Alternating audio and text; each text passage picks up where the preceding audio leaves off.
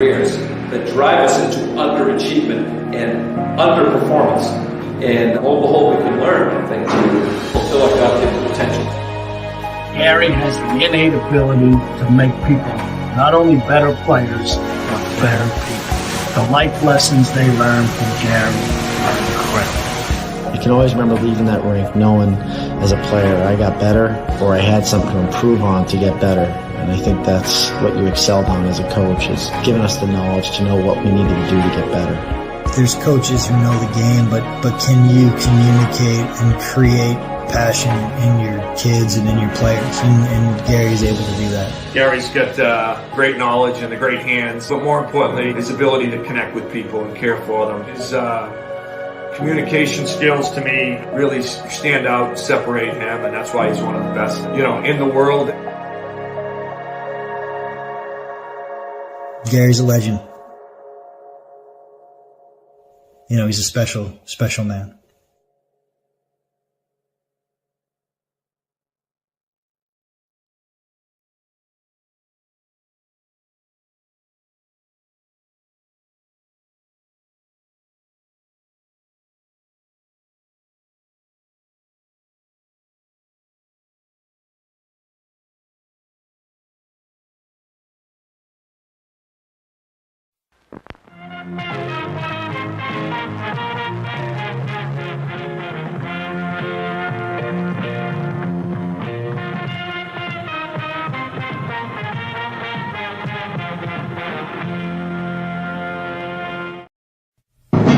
The Jeff Meacham Network's Multiverse of Media.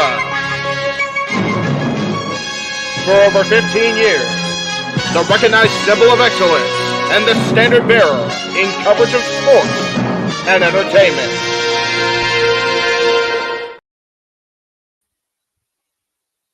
Welcome once again, everybody, to another Jeff Meacham Network Multiverse Media live watch the event. As tonight, Friday, is Under Siege from TNA Wrestling, Albany, New York Armory, as we bring you our coverage tonight of the latest monthly special here from Total Nonstop Action Wrestling.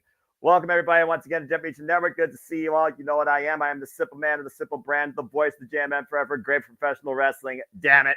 And my name is Noah Foster. A lot better than yesterday evening. For those that are wondering about city predicting, I was dealing with a sinus headache, and I basically passed out worse than a juggernaut driver at 8:30. So we're going to do our pre-end predictions here. Figure everybody that's out there in the chat and that are tuning in live across all of our channels, please like, share, subscribe, comment, and tell a friend. And if you want to dictate the conversation, donate to Dictate at Castellini Studios or Philip Fitz here, the Multiverse Media. Super chat, as simple as that. As always, I am never truly alone. Tonight, I have Mr. Reliable. You have Simply Reliable for the time being as we get ready for our countdown here at Under Siege.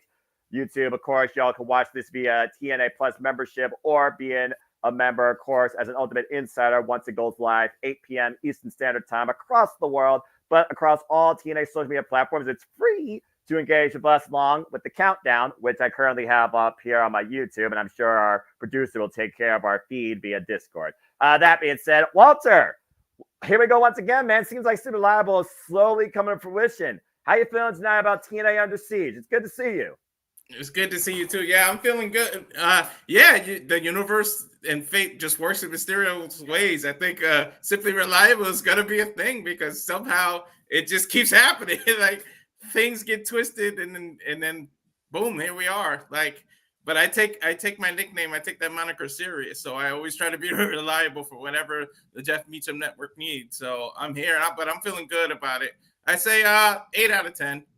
Yeah, that's fair considering we got literally, I believe, 10 matches, and also the full-blooded Italians will be in action. In fact, they will be in action tonight on the countdown to Under Siege.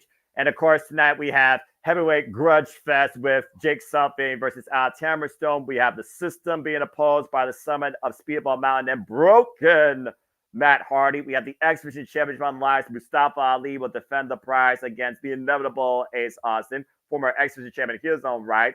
We will see in Joe Hendry, for we believe, as he will be in singles action, taking on one of the Rascals in Zachary Wentz. And we also have a clash of Beauty and the Beast, if you want to call it that, in mixed tag team action, as we have the Juggernaut Jordan Grace, title on side PCO to take on, what the heck, Steph Delander and Khan, and so much more. It's quite a stat variety card. Will we get new Knockouts Tag Team Champions again? Will Alicia Edwards finally get her first title accolade in her TNA career? Will the system own everything? That and so much more ahead as we get ready for TNA Under Siege. So, yeah. Safety, good to see you in the chat. Want to give a shout out, of course, to the man who's named the marquee, Jeff. Mother of meets him as he, of course, takes care of other matters. And, of course, the Renegade Wrestling, JJ Williams. Of course, our weekend is just getting started. Still so much more ahead. We got Backlash tomorrow. We got Jeopardy with Open Game Night, another Open Mic Night with our Saturday Night Shenanigans. So, that being said, why don't we go ahead and talk a little bit more about these matches that really kind of headline things. And if you all want to get a better idea about Under Siege, go check out their preview little video, 8 minutes long, on TNA Wrestling's YouTube channel. And shout out to Sam Laterna, who's also given her own preview and coverage to the night's events for TNA Wrestling for TNA Under Siege. So let's go ahead and talk about what's on the countdown here. The Full-Blooded Ties. Of course, we know the vet himself, Guido. He's alongside the reality, Zach Clayton. And, of course, we saw his other confidant in tag team action.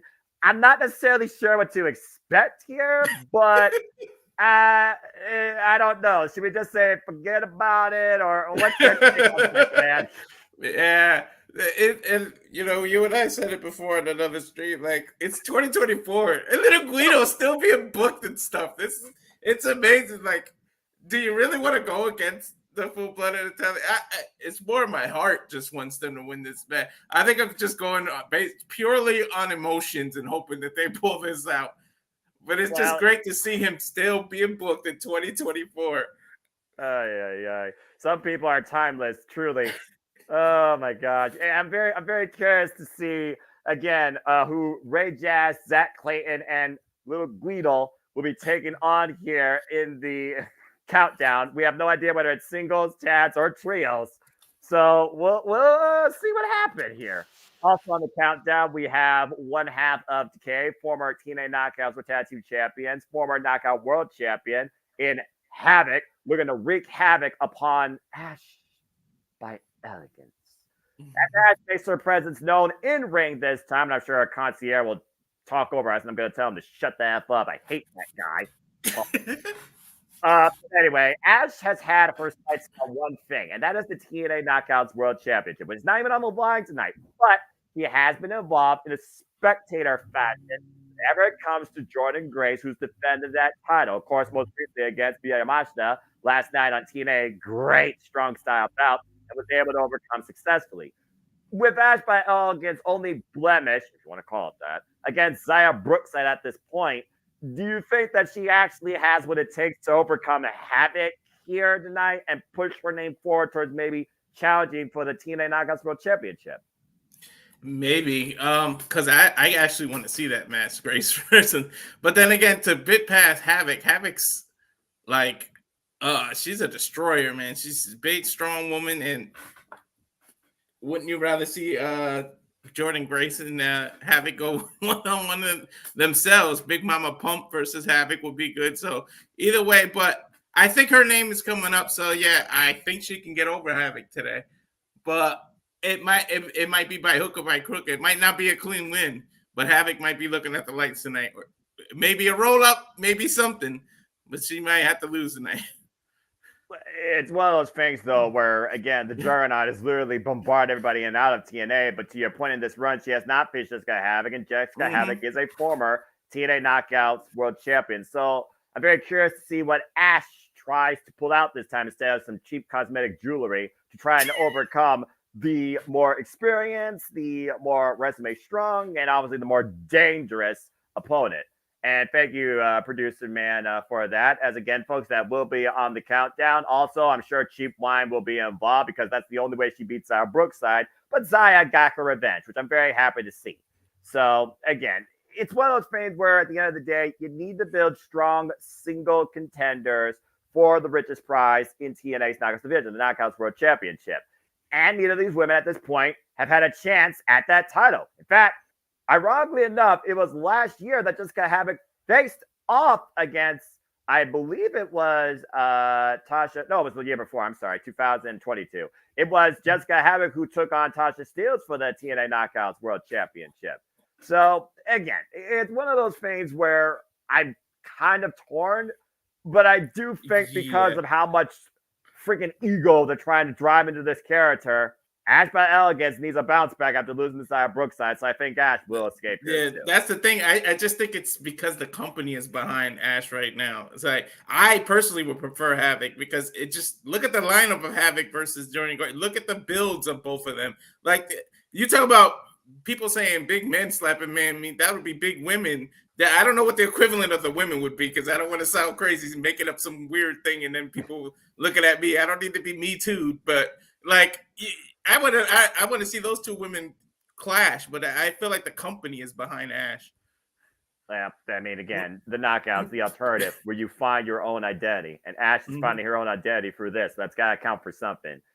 Sandy, good to see you. By the way, always a great friend here at the Multiverse Media, great supporter and great fellow fan of New Japan Pro Wrestling. Arigato. Shout out, by the way, to Jeff Cobb, who just won, spoiler alert, folks, his first singles title in 5 years, beating Zack Sabre Jr., now NJPW World Television Champion. Congratulations to the Imperial Unit.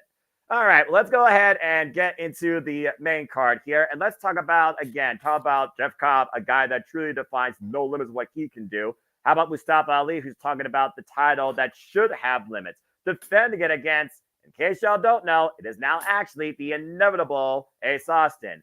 As Ace and Trey renewed hostilities, one of the most notorious rivalries this generation over the X Division Championship, Ace Austin was able to bring the fold to Trey Miguel last night, and Trey might have tweaked his knee in the process. And Ace Austin finds himself once again challenging for the X Division Championship. It's one of those phases where you don't bet against the Ace, but Mustafa Ali has not ate a singles loss in the last 8 months since his global campaign for an Ali we trust. That being said, this crooked politics trying to rewrite what the X Division has been founded upon since AJ Styles first won the damn title. I say blasphemy. But I do think right now it is hard to go against the confidence of political campaign leader that everybody trusts more than option A, option B. And he holds, by the way, what could become option C. Just saying. Walter, your take on this. Who do you got? Yeah, this one is actually one of the most difficult ones to pick because you're not supposed to go against Ace. You know that. But Mustafa Ali, and shout out to Mustafa to be able to recover after being released at WWE and be on this tremendous run, showing them what the potential of what they lost and what he could have been if they just let him be himself. Like, look at this character, a complete 180 of what he was. Well, not completely, but an exaggerated version of what he was becoming. And it's great to see him to be able to be this character. And he's got the X Division, the division on lock. But quite clearly. Are you supposed to go against Ace Austin though? That's the thing. It's sort of like, no, I'm not saying he's on Roman's level, but we got to the point where you don't bet against Roman, so you're not supposed to bet against Ace. So this is kind of one of those coin flip matches. But I don't think Mustafa Ali's reign is ready to be over yet. I still think he's got tread on the tire, so I'm gonna say he retains here. Another thing to think about is the ABC have teased that maybe each man has singles intentions. Again, Chris Bay is a former X Division champion. Nathan, appreciate you. Good to see you. And we just saw Chris Bay go up against Mustafa Ali last night. And thanks to the special security, Mustafa Ali was able to cheat his way to a victory thanks to the use of a flag. It's one of those things also where is it a singular mindset or a team mindset? Because the ABC does have a contractually obligated tag team championship rematch. They have not fulfilled yet. But is it more important now for Ace and Bay, for that matter, to maybe rise in TNA as single stars?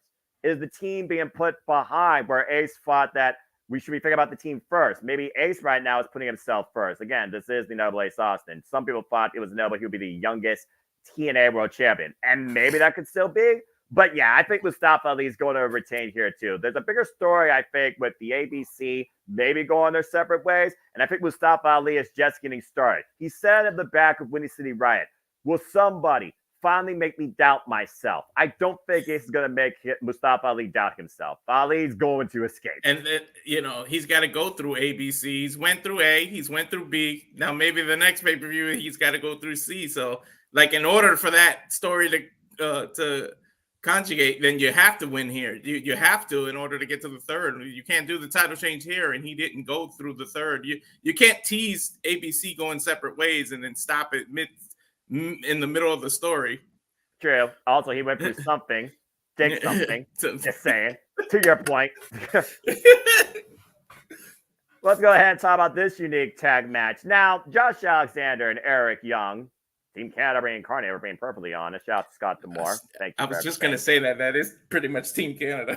Right? Of course, we're talking about two of the most notorious, well-respected former TNA World Champions, including the longest reigning TNA World Champion, taking on an uncrowned king, but self-proclaimed king of TNA, and the man that wished to unleash mayhem for all, Steve Macklin. Steve Macklin trying to find a unlucky ally in Frank Kazarian against his battles against Mike Santana, who's not involved here. And of course, there's no love lost or no bad blood forgotten when it comes to Frank Kazarian and Steve Macklin and what they've done towards both Josh Alexander and Eric Young. Simply put, two men, common enemies, two well-respected champions, two well-respected individuals that each of them breathe TNA, taking on two common foes that they believe that they can overcome. And truth be told, it's not the first time Josh and Eric Young have been involved in tag team action.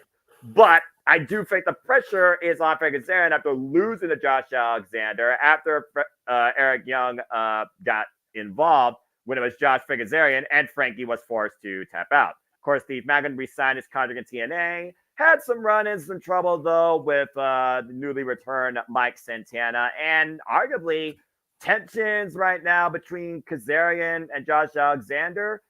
If Frank Kazarian tries to get the win back here against the Walking Weapon, he might be able to put his name out there again to maybe challenge for the TNA World Championship, which we know is still his ultimate goal. Steve Macklin's been there before. But we also know Steve Macklin doesn't work well with others. So, talk about egos versus two well-respected Canadians. Your take on this, Walter? This is another one of those heart versus brain things because Frankie's a friend of the channel. We all love him here. Of course. We know he's there. So, of course, so it's like my heart wants to pick Frankie, but can he really get along with Steve? And Steve seems I don't want Josh and Eric Young to win, but logically speaking, and we all know wrestling and logic don't go together. It doesn't belong in the same sentence, but you got to give the win to Josh and Eric. It just makes more sense in the long run. They have the team experience, but can they really pull this on? So can they really pull this out? I should say this one's kind of, I was tossing back and forth in my head with this one. I'm going to go with Josh and Eric for the points. Timidly. For the points, but I really want Frank to pull this out because if he can get the pin, he puts himself right back in contendership to get another world title. Because do you really want to give Frank 2 losses in a row? He's just coming off a loss. Exactly. So, do you really want to pull that out right now? Yeah, I'm about to say Josh Alexander just won that ridiculous battle against Alex Hammerstone where he was the last man standing. So it feels like Macklin and Kazarian need this. And it's a first-time strange bedfellows. Can they coexist? Yeah. If they have a common goal, they might be able to get it done. So I think I got to go with you here. I think Kazarian and Macklin need the win, but it wouldn't surprise me if Eric Young and Alexander come out with the win. Yeah, this is like one of my most unconfident picks. Well, how confident are you in the TNA Knockouts tag team division? And do you trust the system? And can a likely ally against a common enemy get the job done? As it's Alicia Edwards and Masha Slamovich taking on Spitfire, Danny Luna, and Jody Fred. We saw last night how effective Masha Slamovich was after she freaking knocked the head off Danny Luna and snowplowed her and allowed Alicia Edwards to pick up the pinfall win. Now, again, you talked about logic in wrestling. Usually the team going in with the momentum dictates they're going to lose. And last I checked, Masha is not part of the system, and I don't think she trusts it. We also, of course, saw, though, Danny Luna has also gotten the better of Masha Slamovich in the 841. No love lost there. And we also now know that Lars Fredrickson of Rancid will be here alongside them in the corner. For me, I look at the history of the TNA Knockouts Tag Team Championships alone this year. You started with Decay, you went back to MK Ultra, and now you're going to Spitfire after it was previously on MK Ultra. This would be the 5th champions if they change hands tonight. So I think Spitfire, again, they need to prove their testament as a team to really try and bring these titles in this division forward. I think Spitfire needs to win. And I don't think Masha is going to work very well with Alicia. But Alicia's ego gets in the way of Masha getting revenge. Just saying. I'm going with the chance retaining.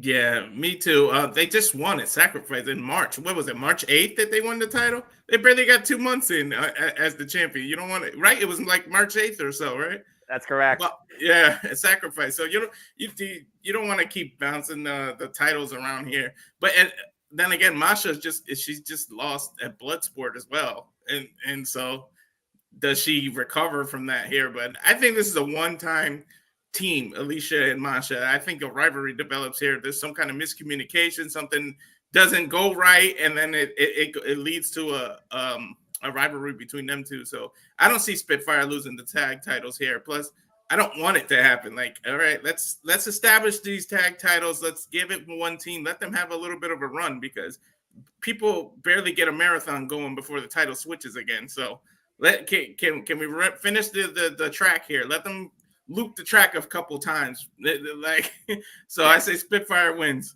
And I think Alicia's more effective as a valet and an outside, interference than an in-ring competitor, with all due respect. I think she keeps her role in the system. The system will continue to work for the time being. But I think the system has a flaw here in this team pairing. And shout out to the Renegade. You also have limited teams of TNA. You got to bounce them around a bit to keep it interesting. Alicia brings more gold to the system. Okay, well, he made his intentions known. I don't know if he trusts the system, but he believes Alicia will finally get her first accolade. So we'll see. Again, she's been part of the company since 2017. Not a single championship. He has a point, though. There's not enough teams. True. Well, I don't know how these teams work, but then again, ODB and Eric Young are once TNA Knockouts Tag Team Champions. Please, TNA, don't get ideas from this. In a definition of Beauty and the Beast, on both sides, we have the TNA Knockouts World Champion, Jordan Grace, talent side PCO, taking on the unlikely duo of Steph DeLander and Kong. Kong with one goal. Break next, Steph DeLander looking for revenge after trying using everything, including a pair of good hands. Crooked referee, might I add.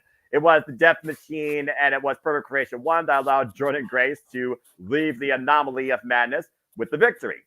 So simply put, this is a revenge match. Of course, we know the fall with Khan and PCO. PCO beat Khan in a fracking monster's ball, and it looks like you cannot kill and won't die, and these two cannot stay away from each other. They might truly fight beyond afterlife. Fight forever. Why Jordan Grace and Steph DeLander, of course, had their match with every factor possible at, of course, the last TNA Special Rebellion. It's one of those things, though, where, again, how do you bet against the Juggernaut? I mean, she may be human, but she's superhuman at this point. There's no stopping her right now. And just because of that, I'm going with PCO and Grace for the win here.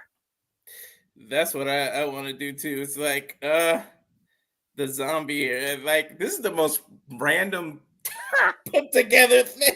I was like, what the hell is this when they started booking this? But does Khan get revenge? Because Jordan is the champ. You don't want to make her lose. But you can get Khan to get his revenge on PCO. PCO could take the fall, and Jordan technically lost, but you still make her stay strong. But if you get Khan and Steph the victory, maybe Steph now has a talking point as to why she deserves a title shot against Jordan, and it leads to a one-on-one at the next pay-per-view and the next Thursday that they can get together. Yeah. So I don't know. It's hard to go against PCO, but True. And I picked PCO and Jordan Grace as my picks. I'm not changing it.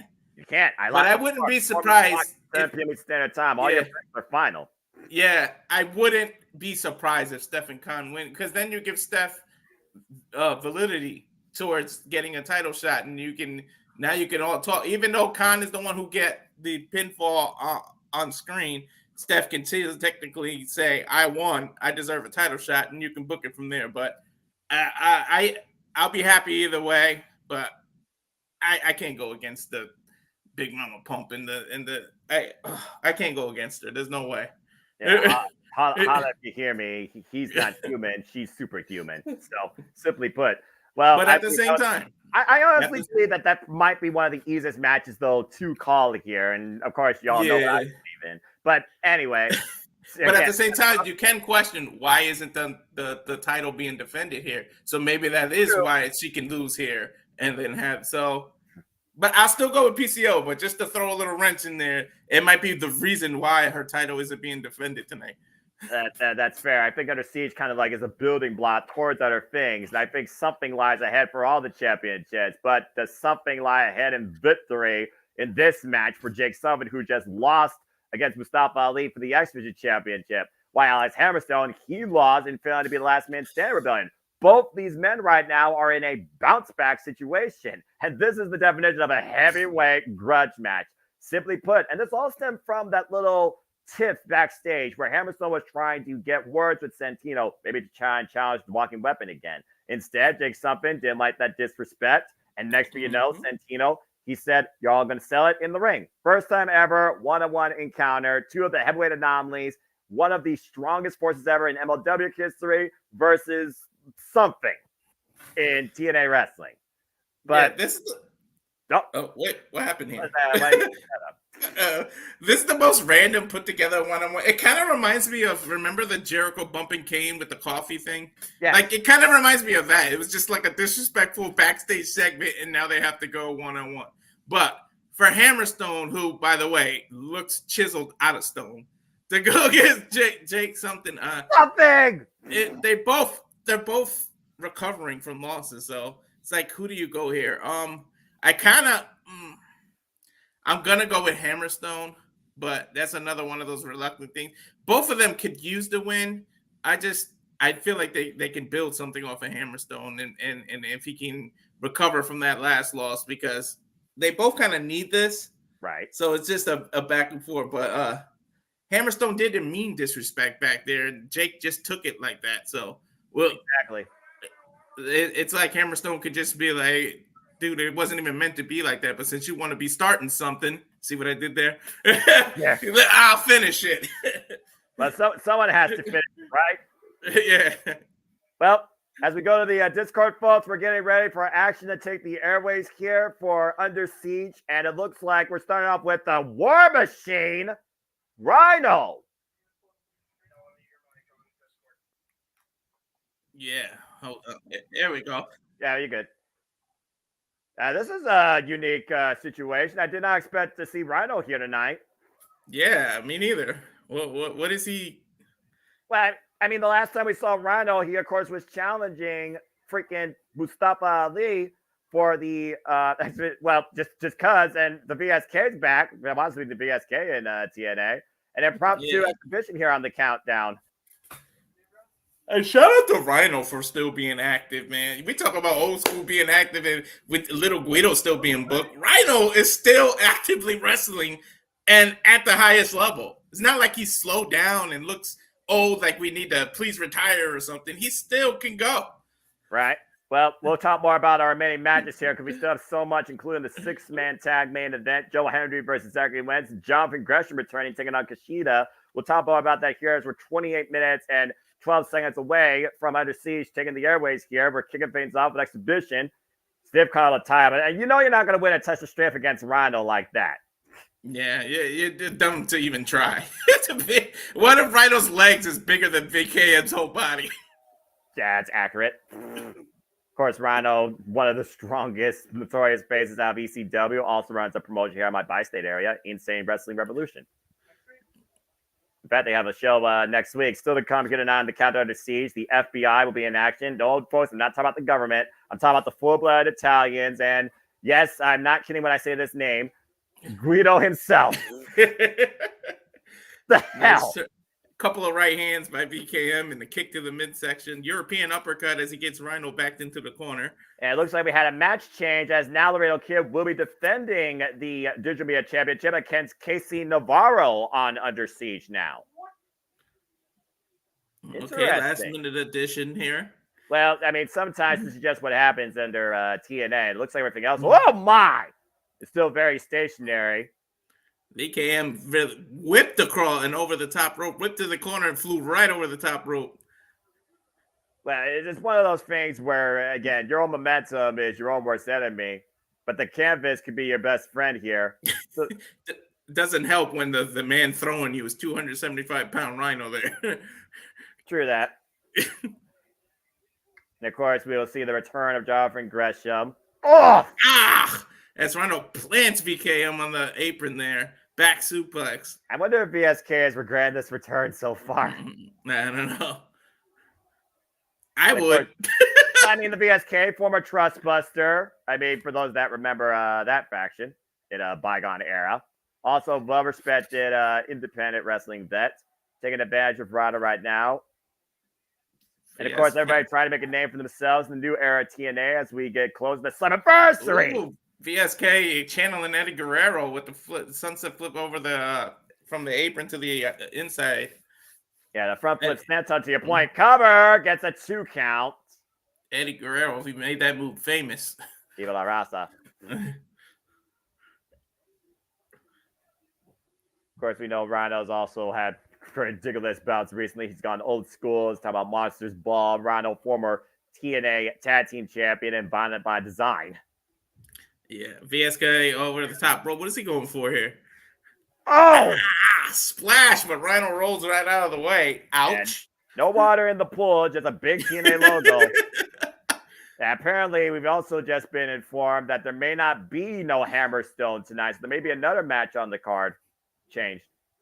Was he injured? I didn't. Whoa, God! Ugh, belly to belly release. Ow. Uh-oh. And I think Rhino is speaking of a 4-letter word. Let's go, Noah. Gore! Gore! Gore! Gore! Cover! Rhino breaks the XK. Oh, man, we couldn't have timed saying gore at the same time any better. That's what you get with Simply Reliable there, folks. And that's what you get when you face the man beast known as Rhino in a TNA ring. Rhino wins this exhibition here on the countdown to Under Siege as we're still about a little over 20 minutes away from the show taking the airways. I believe we're definitely in for a very unique night. As of course, ahead after this, we will go to Chicago to Against All Odds, and then we'll head back up north to Canada for Slammiversary. Again, folks, right now it's Noah Foster and Walter Cruz. We are Simply Reliable here, bringing you all the coverage, the reactions, and the commentary too. But let's go ahead and continue talking about the card that's ahead. We still have, I believe, 3 more matches, and I believe, Sandy believes, she knows what I want to talk about. We also, of course, have producer man James Hebert in the green room. Appreciate you, always, my friend. I just want to make sure, what matches have you guys not gone over yet? Because I don't want to fuck this up. First off, James, botches are normal. You're fine, bro. Secondly, we haven't gone over Zachary Wentz versus Joe Hendry. We haven't gone over the 6-man tag main event, and we haven't gone over Job Progression versus Casita. That's it. Okay, cool. All right, go have at it, boys. Say his name and he appears. I believe in Joe Hendry. No, wait. JJ now believes in Joe Henry. Do you believe? I'm sorry. This guy is so damn multi-talented. He should be in contention for the World Championship. And I believe that should happen for the end of the year. Now, that being said, Joe Hendry, the man and the longest reigning former digital media champion. He has had a fair amount of run-ins lately with one AJ Francis, and Rich Swann decided to go alongside him in first class. As we saw at Rebellion, it was a gang assault that allowed them to beat Joe Hendry. But Joe Hendry is a humble man. He does not make excuses. He simply brings forth an apology. So he did last night with one of the best concerts I've ever seen in professional wrestling. Damn it. Oh my God, his concerts. And now we look at Joe Hendry looking to build momentum a different way to motivate us towards championship ambitions as he takes on 1/3 of the Rascals in Zachary Wentz. A first time ever 1-on-1 encounter. Joe Hendry versus Rock in a concert. Damn it, James! Actually, that's brilliant. You brilliant idiot.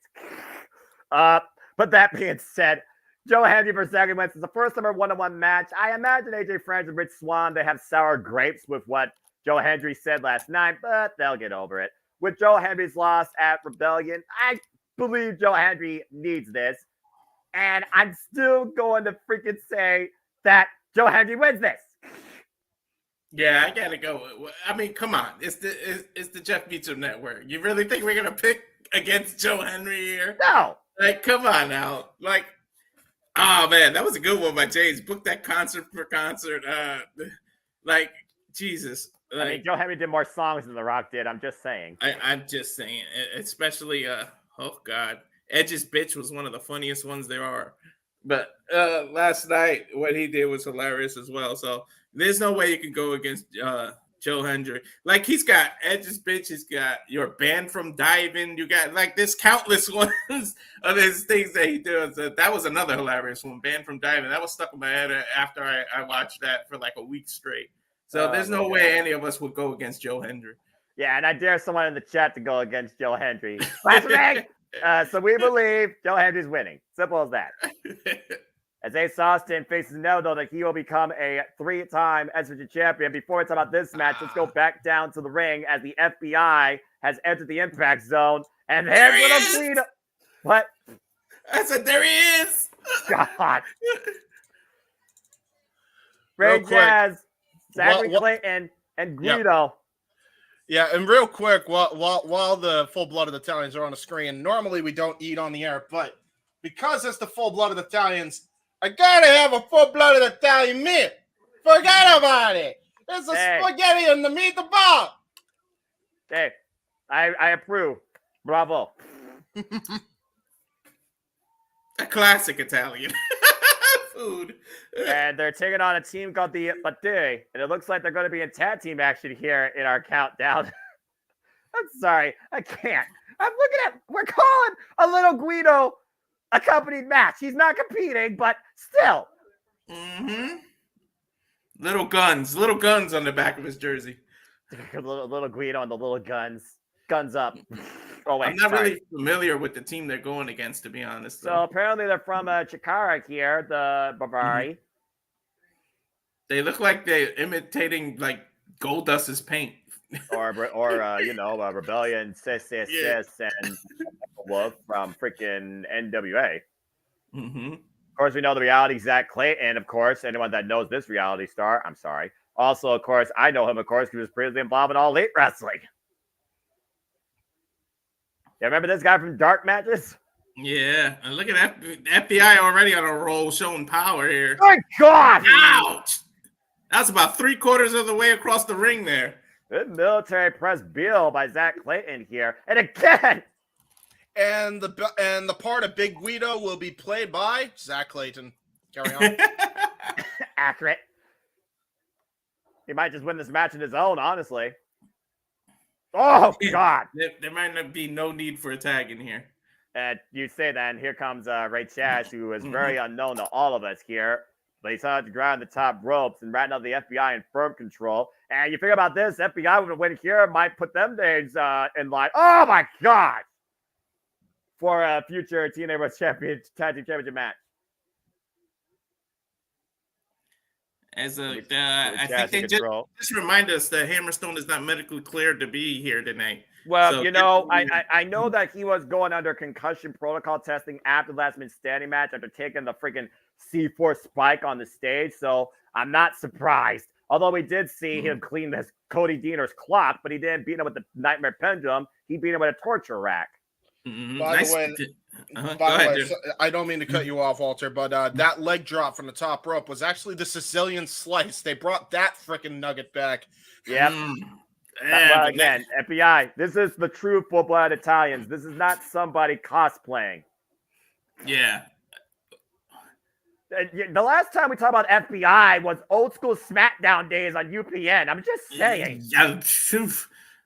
Well, there was 2010 TNA as well, but we don't talk about it. Yeah. Thank you, James. Accurate. Also, yeah, there's some stuff we don't talk about. Some history is meant to be archived. Mm-hmm. Bavari trying to take control here with the double team. Nice atomic drop into a cover two. Yeah, the Manhattan drop to your point. The running single leg kick just took down Ray Chess. Gets a near fall for the Bavaris here, making their TNA tag team debut. As we are just a little over 17 minutes away from the mockery here. And try and get in your opponent's head. And Lito Guido does not approve. No. And we all know Lito Guido has the short temper. Exactly. Trying to restrain the most dangerous opposition. Don't get Guido started here. But if he's causing his team right now, though, Ray Chad seriously needs to make a tag.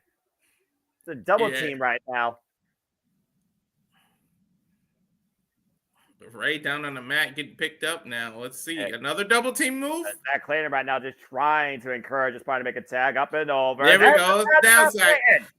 Hack tag. Double clothesline. Pop-up uppercut right now by the Reality. Will the Reality be the FBI winning this? Up and over. Mm-hmm. Nice Single boot, leg though. kick, though. Tries to slow down Zach Clayton's momentum up on the second. And come with a power slam. Cover. 2. Oh, and his partner saves it. Ouch. The snap of that power slam. Great awareness by Zach Clayton. Nice rolling backdrop. Backdrop suplex by Ray Chaz. Dude, FBI coming back is the best thing to ever happen to Zach Clayton. This team fucking rules. I'll say, we got an outside spectator here that is very high on Zach Clayton, and that net breaker right there might be the last note needed for Ray Chaz. I think that might have been mistimed a little if you look at the way he hit it. But this one, don't forget about it. Top rope elbow drop. Cover. 1, 2, FBI 3. the win. Dude, Ray Chaz, I mean, we know how good Zach Clayton is, Noah, because you and I have watched him. But Ray Chaz freaking showed up tonight. That was crazy. Kiss with that finish. Yeah, Chef's kiss. Chef's kiss. I see what you did there. Forget about it. 1, 2, 3, and forget about it. Oh, brother. I still can't get over that little Guns is on my TV, little Guido. Big win in Albany here. Backstage shot. What's going on here? Oh, what the hell? Oh, here's Frankie. Exactly. Looks like he's already gone to work or something. Uh-oh. What the heck's he doing? Frankie telling him kings don't go in the back looking for soldiers. Again, what's a king without a crown, though? I'm just saying. Mm-hmm. Steve telling him, I don't take orders anymore. Uh-oh. Already tension between this team. I'm just saying. That might be just a tease so you don't think they're winning and then they pull it off. Well, it's entirely possible. I'm not going to lie. It's entirely possible. Now what are we getting here? Well, I imagine that we are getting, with Casey Navarro making his way into the Impact Zone, our Digital Media Championship match. Here we go. Casey Navarro making his way to the ring. And, of course, we still have 2 more matches left we will talk about here during our cold open and after this. As, of course, we have Jonathan Gresham making his return against Kushida. And, of course, the 6-man tag main event where the System will take on Speedball Mountain and Broken Matt Hardy. Jay Chung, of course, our re-announcer for the entire festivities here. It's our last match here on the countdown. Casey Navarro, another familiar name to TNA and the independent wrestling scene.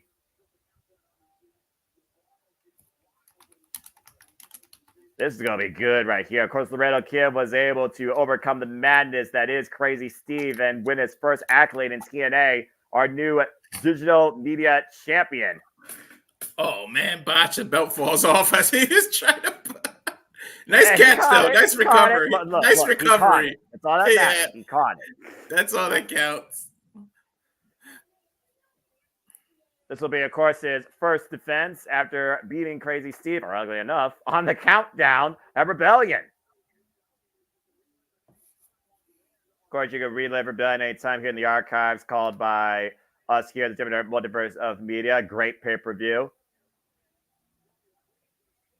And, of course, the Digital Media Championship is a title that truly is defended across the internet, across all comers, across all companies.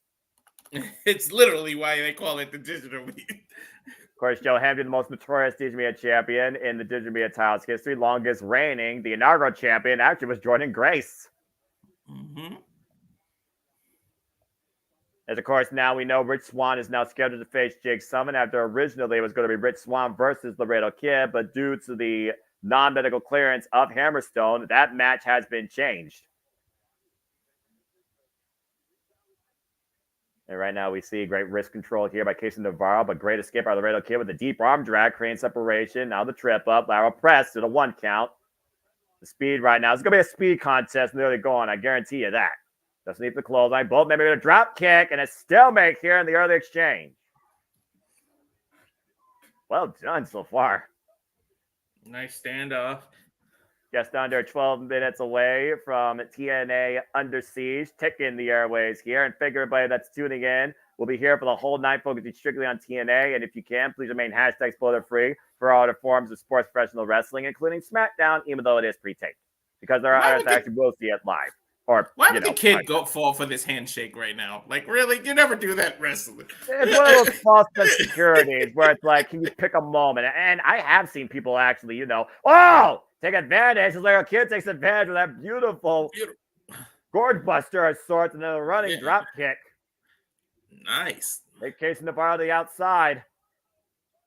Navarro reminds me of like a young Juventud Guerrera, like his whole look and style. That's kind of fitting considering the Lucha Libre bracket and player off the straight on top, man. Nice moonsault to the outside by Kid. Yeah, off the second rope and great landing. Take a look at the replay here. Great height and landed on his feet first, able to roll through, avoid much less physical impact. And the height he got on that. Of course, Tyler Collision's hands be a pinfall submission inside the ring. Laredo Kid to retain gets a 2 count here in the early going. Do I have the wrong fucking luchador up? You got Rich Swann up there. Again, James, don't worry about it. It's a match change because Alex Hammerstone wasn't cleared. It's an impromptu match, my friend. You're fine, bro. Oh, okay. So, well, I'll just take the graphic off since both competitors are not up to date. Never mind. Well, again, when cards subject to change. This is professional wrestling. Damn it. Yes, there's a reason that they have that disclaimer on every card. Exactly. Casey Navarro, though, able to skip out of the corner, falls in with the uppercut. Nice forearm shot by Navarro. Snapmare with the net breaker, falls in, looks for the double stomp. Real K able to scout it. Both these men trying to pick up speed, up and over, lands on his feet. And right now, Navarro, Navarro with an Andrade imitation here. Tranquilo, no tranquilo. He catches the Real K, drop toe hold to your point, hung across the second rope, now up and over. Whoa, the Real K able to scout that. Shoulder block, though. And once again, Casey Navarro. Whoa, a little bit of a trip up there. A little bit of a slip. I'm a drop kick. Almost everything right now, Laredo just trying to throw against Casey Navarro here. Casey Navarro's had an answer for, despite that step up. If this is a game, somebody's spamming the reversal button here. And Casey Navarro looking at baseball slide. Oh, nice kick to the midsection by the Kid. Oh, wait a minute. I'm not sure if Casey Navarro caught himself around the ring post, but he caught the Laredo Kid coming in. Yeah.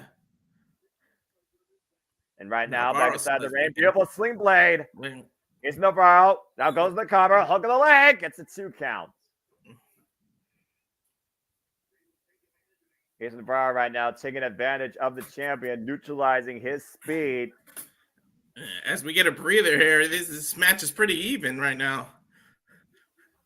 Well, I would consider this an upset, honestly, if Casey Navarro won this title, let alone this match. Because again, it's not the first time we've seen Casey Navarro in the TNA ring, let alone probably not the first time he's faced Laredo Kid. Ken, I wasn't expecting this, so I don't have all my notes currently here as I'm looking at my research. Exactly. But it is one of those things where, again, the Digital Media Championship, it very well could be won by anybody. Exactly. Male or female. But it's okay for us not to have notes because TNA threw a little wrench in our plans, but we can recover here. Well, I mean, again, professional wrestling, you have to adopt on the fly. And for Laredo Kid, the guy that chose to put out this challenge, he had to adopt on the fly. He didn't know he was going to defend his title, let alone not face Rich Swann tonight. And he chose to put his title on the line because of the fact he wasn't going to be against Rich Swann. Oh, Michinoku driver by Laredo Kid in the corner. Nice bottom move. Rope back. They did a moonsault and turned it into an elbow last minute there, Noah. Yeah, modified offense, to your point, close proximity. Now up to second with the moonsault elbow drop. It's enough here to the tango. For an impromptu match, they're putting on a show, though. There's a reason why TNA is total nonstop match even before the first actual bell. Now, Rail Kid once again to the second rope. Moonsault rolls through. Casey Navarro rolls inside. Prevents the collision. Now up and over. Catches him with a thrust kick. Takes the feet out from underneath him. Now Navarro looking to follow up again. And runs in with the pump kick. Yeah. Almost like a low version of the haluva kick. DDT! Satellite take him around the world. Is it not new champion? No! Last moment kick out. Yeah, that was right on the point of the skull, too, even with that mask. Case Navarro with his best chance yet to become digital media champion. That looked more like a kick out based on instinct rather than power. In case Navarro, though, looking to go to the high risk district here, go for broke. Mm-hmm. We're less than 10 minutes away, channeling some Latino heat. It's 2024. Everything's high rent, but he's going to the high rent district. Accurate.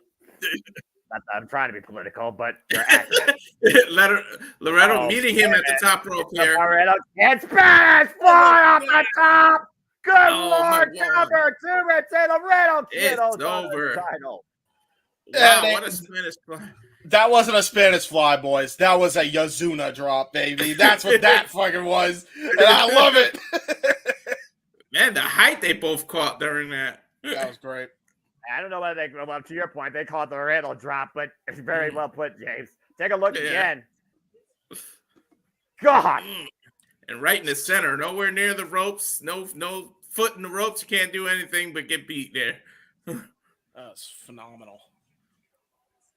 The Riddle fly, they call it, guys. That's his finisher. That's the way he won the championship.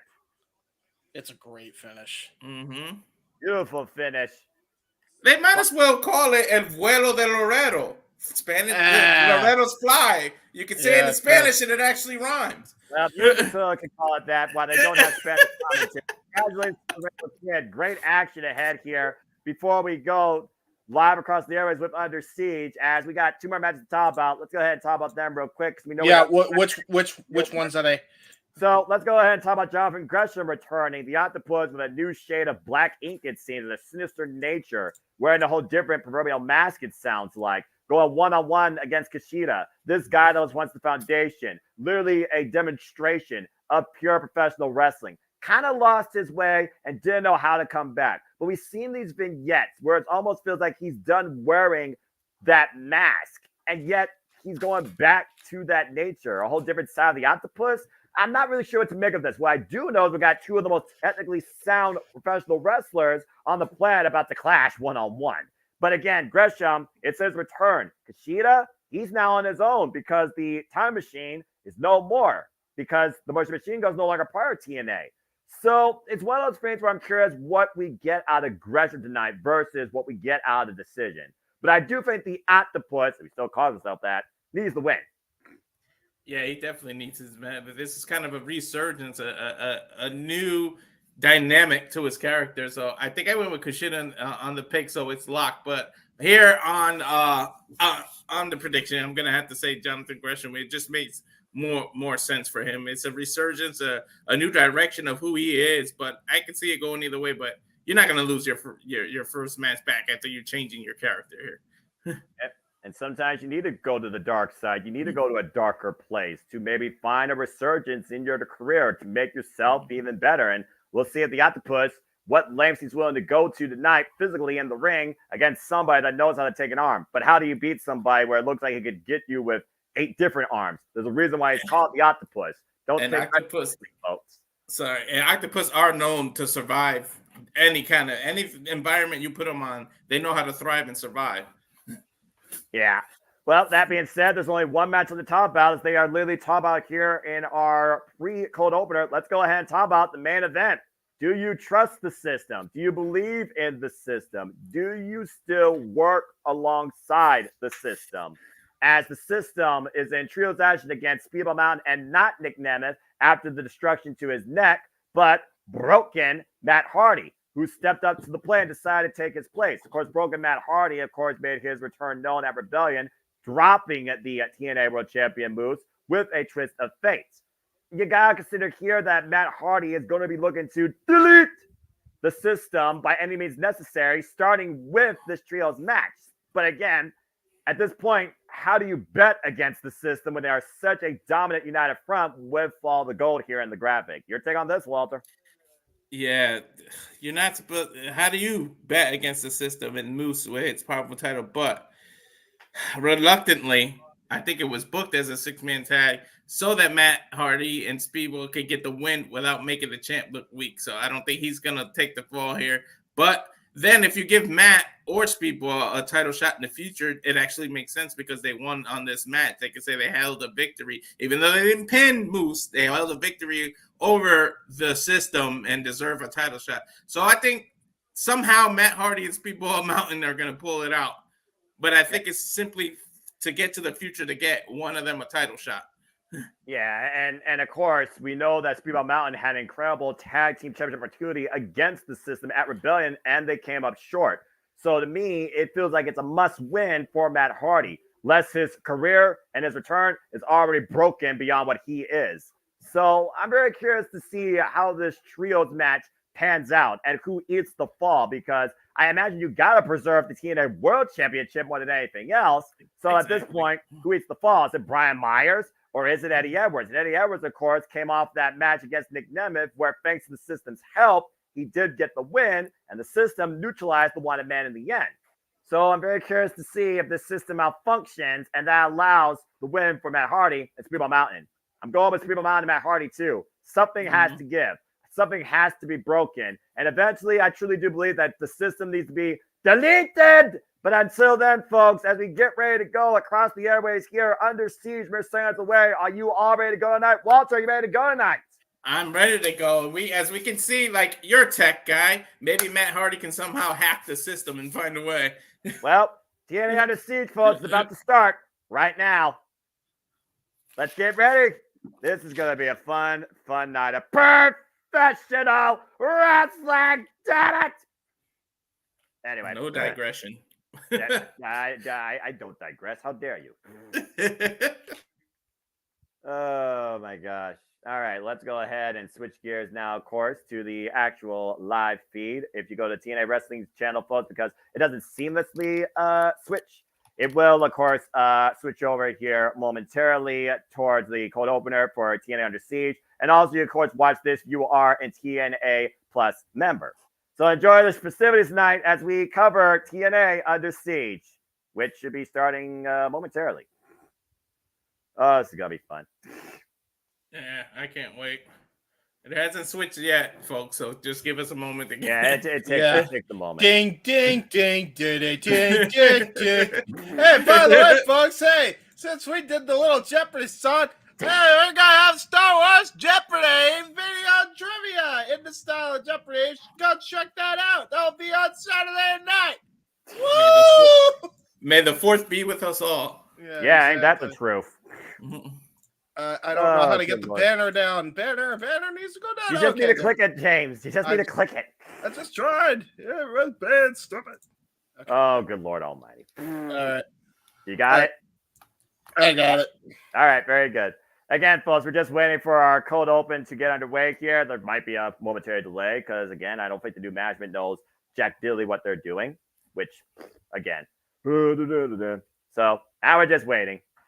Oh. Well, while we wait, we'd like to remind you that if you want to be acknowledged on screen by we may show your screen, but we may not address anything. But if you super chat it, it's as simple as that. Then we can address what you have to say. You could super chat to Walter's point. You could super chat it on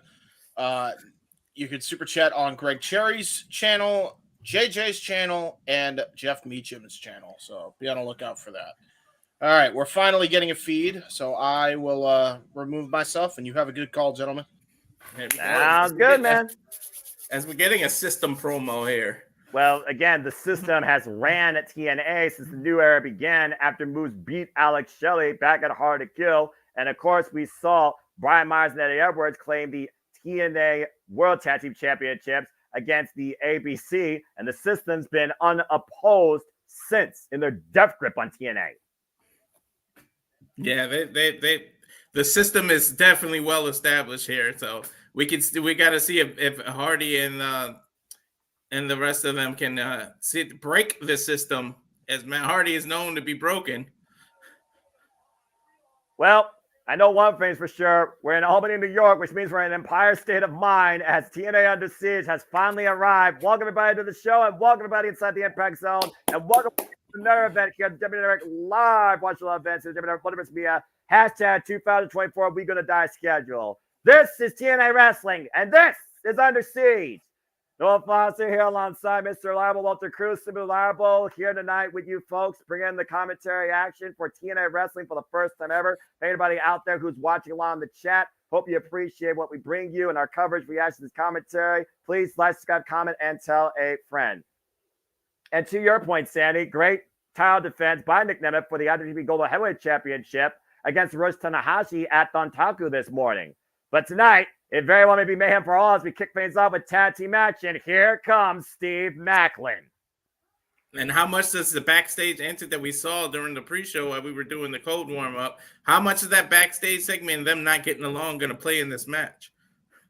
Yeah, and again, you heard what Steve Maclin said, though. He was handling business. What business was Maclin handling? Was he trying to neutralize one of the two opponents? Was he trying to find other allies in this war? Or maybe was he trying to finally get revenge against somebody he thinks that could be an outside ally to the opposition in Mike Santana? Again, it was Steve Maclin who signed back with TNA at Rebellion with Mike Santana return, and he lost to the man. As we get Frank Kazarian, friend of the channel, and it's good to still see him being active. Of course, this guy's giving us every reason now to hate him, and of course has a win over Eric Young in Full Metal Mayhem from Rebellion. He may be a heel on TV, but he's never a heel to us. But again, it was Maclin that went to Kazarian to ask for his aid in this. It wasn't like Kazarian asked for anything from Steve Maclin. Kazarian has literally been nothing but a lone rebel. But this lone rebel has had a bit of a different journey that has not culminated in the TNA World title, unlike Maclin, who's been there. Yeah, and Maclin asking, so could this be a case of be careful what you wish for?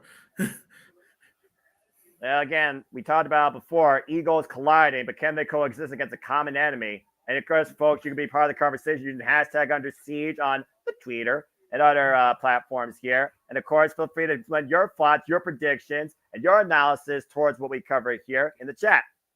They may even argue over who's just going to start the match. Who wants to pick up the pinfall? That's going to be the other argument. No doubt. As the lights go out, as we see it now.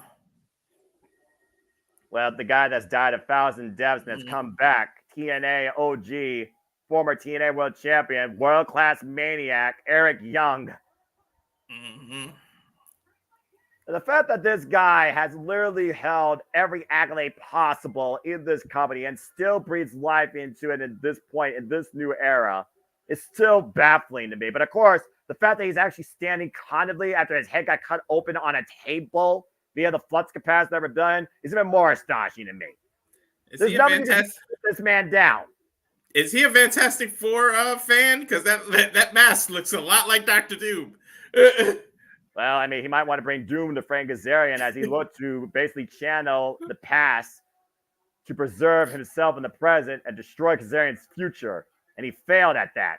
But he did get some revenge against Kazarian, as we saw, helping Josh Alexander beat the self-proclaimed king of TNA. And you do see that damaged ear, by the way, that was severed. And I gotta wonder if Kazarian is going to exploit that tonight. He might. I mean, I certainly would. That'd be a good strategy. You never walking into any match injured just throws a big X, and I don't mean the X division, but it throws an X right on you. It throws a big target on your back. How about targets? How about this guy being probably prime target in the entire TNA roster? The longest reigning TNA World Champion, Josh Alexander. Mm-hmm.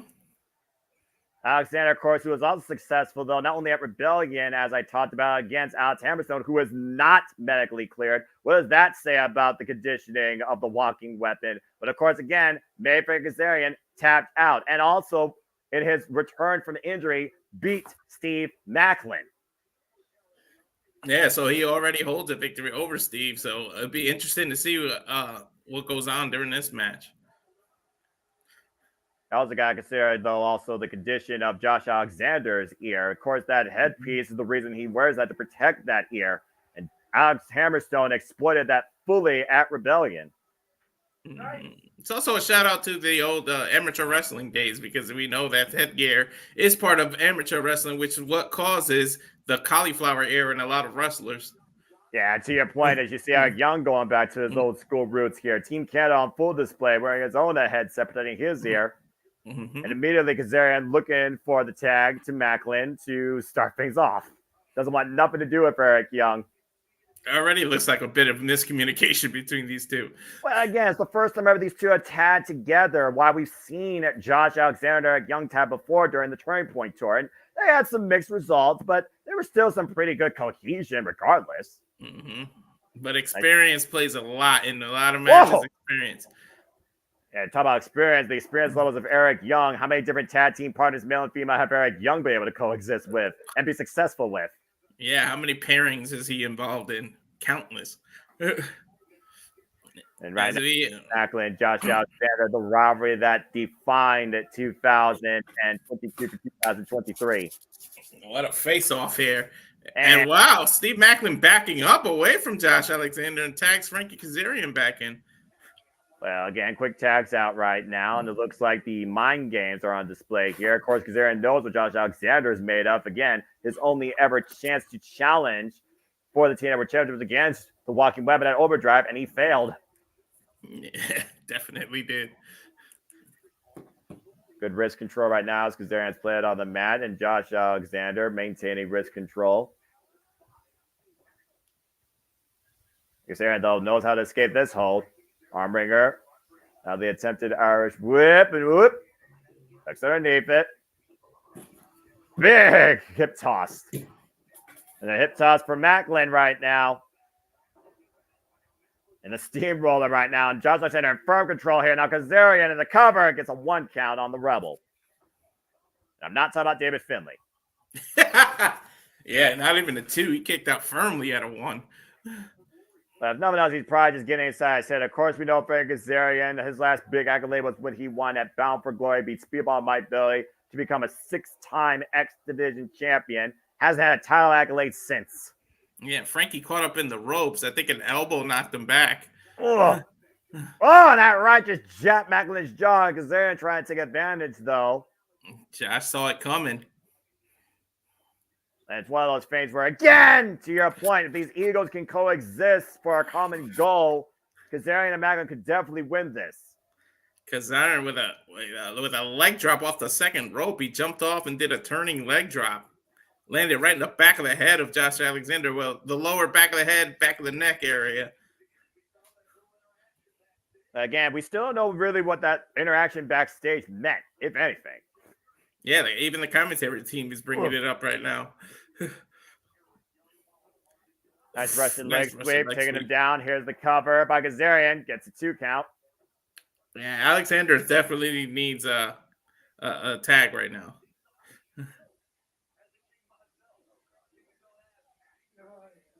And right now,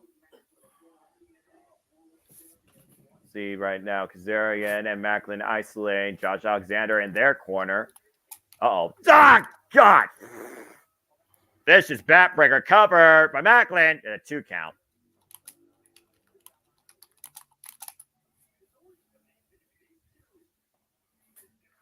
I can finally put away the phone now. Oof. Yeah. See Macklin right now working the back, and Kazarian with a backstabber follow-up to Josh Alexander. A backstabber out of the corner. Wow. Again, you neutralize the back, you neutralize a lot of the upper power of the walking weapon.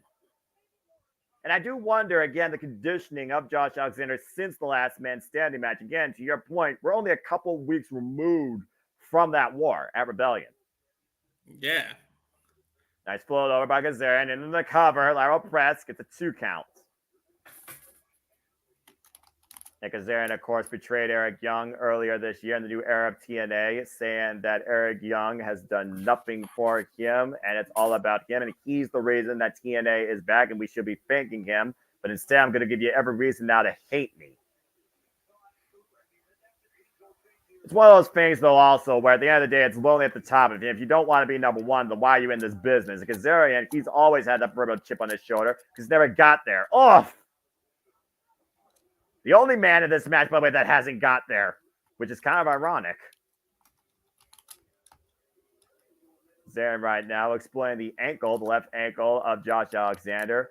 Yeah, isn't that kind of funny? Eric Young, Josh Alexander, Steve Macklin are all former TNA World Champions. Kazarian has never held that title. Which is a damn shame.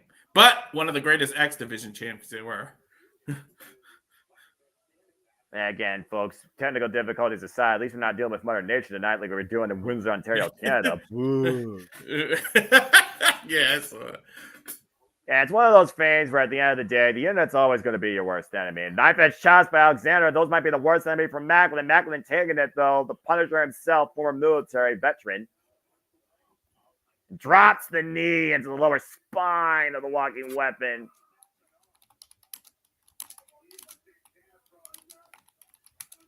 A little bit of jaw jacking here by Steve Macklin. Tad for Kazarian. Very smart strategy by Macklin and Kazarian. Isolating Alexander. Double suplex successful. Now Kazarian in the cover. Hook of the leg and a 2 count. If nothing else, they're wearing down the walking weapon, which arguably might be the best strategy here. Because even if you can't put him down right now, if he tries to come back in the match later, he becomes more of a vulnerable target. Yeah, we talked about that they don't have experience as a team, but they sure know how to isolate someone. Well, we know Steve Macklin knows how to assess, seek, and destroy. We also know that Frank Kazarian is no stranger to tag team experiences. May I remind you about SCU? Yeah, exactly. Oh, wait a minute.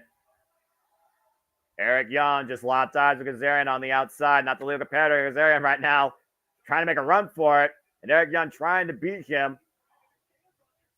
And again, right now, but Steve Macklin. Oh, jeez! Just ran over Eric Young. And right now, Johnson Center might literally be in a one-on-one affair. You wonder if that was just planned or if that was just pure awareness. Irish whip to Kazarian. Back elbow strike, though. Hits Josh Alexander. Falls in. Great float between the ropes. Kazarian now up to the top in the corner with something bigger. Alexander, though. Oh, God! Belly to belly off the top rope. A pinnacle moment right now for Josh Alexander to make a desperate, desperate tag. Yeah, we need a desperate hot tag here. Actually, both men need to do a tag right now. Yeah, take a look at this overhead belly to belly to your point, though. He's thinking Kazarian flying. Tag to Macklin. Tag to Eric Young. Two former TNA World Champions finally squaring off here. Irish whip reversal, Irish whip, up and over. Goes Showtime Eric Young, the world-class man with the shoulder block, slips underneath. And again, we talked about before, the man that will die 1,000 deaths and still come back. Oh! Vicious neckbreaker cover. Oh. Scott Kazarian, though, coming in to possibly save him. Now bringing him inside the ropes. And again, Macklin taking advantage from behind. And again, thank you everybody that's tuning in as we do this for all the biggest shows across WWE, NXT, Ring of Honor, AEW, TNA, and NJPW, and the suplex machine has been engaged. I was almost said release suplex, but he kept holding on to the German. Oh, turned a full Nelson that time for a third, despite Macklin trying to fight back. Mm-hmm. Josh going after Frankie. Now Frank, jumping leg drop from the outside. Yep, guillotine leg drop, and that slingshot DDT. But Eric Young, though, comes with the neck breaker. And now Macklin hooks up Eric Young. Eric able to scout it, though. Now hooking up Macklin. Takes it down with the power slam. It might be looking for that top rope elbow drop. Oh, wait a minute. Oh! Oh, Frank saying no go and knocking him off the top rope in the tree of woe position. Eric Young and the crosshairs.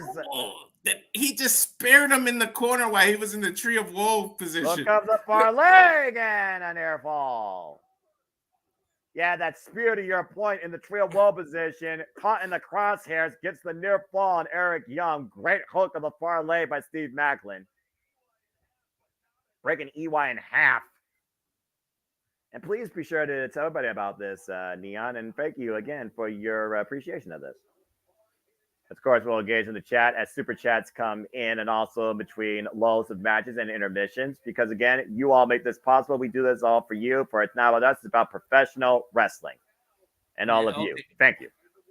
Everybody on the top rope here. I sense disaster. Yeah. Alexander right now fended off, but Steve Macklin with the front face lock. Alexander, though, in the basement. Now hooking up Steve Macklin. Oh, God! Oh! Powerbomb position into a Backbreaker backbreaker. over the knee for a 2 count. To your point. Golly, take a look at this. Now rearrange your spine. The powerbomb backbreaker over the knee. Armbringer, though. Steve Macklin able to scout it. Now hooking up Josh Alexander. Oh, almost like an angle slam there. And Macklin hooking the near leg. And Eric Young comes in with the elbow drop for the save. Right to the sternum. But the thing is, though, he hit not only Steve Macklin, he also hit Josh Alexander in that. So he actually damaged his own partner. What was that second? What was that camera shot for a second? That's called a botch. Tag. I think the production truck's having issues. Uh-oh. And Kazarian, who's been trying to avoid Eric Young this entire match, has no choice now but to once again face off against the world-class maniac with the Lufez press.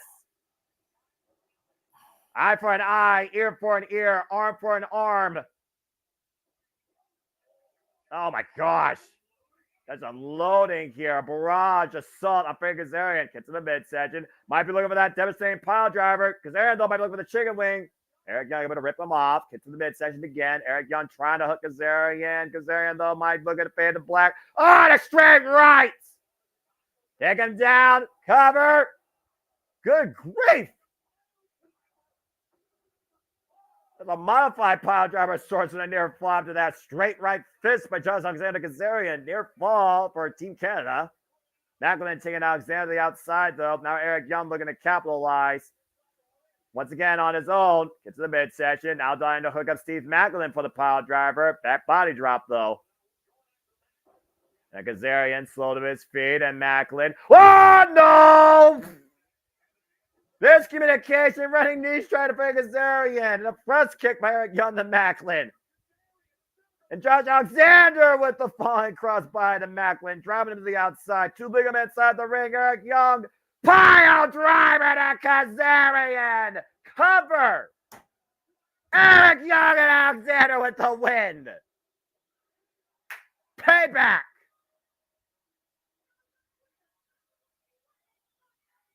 Whoa.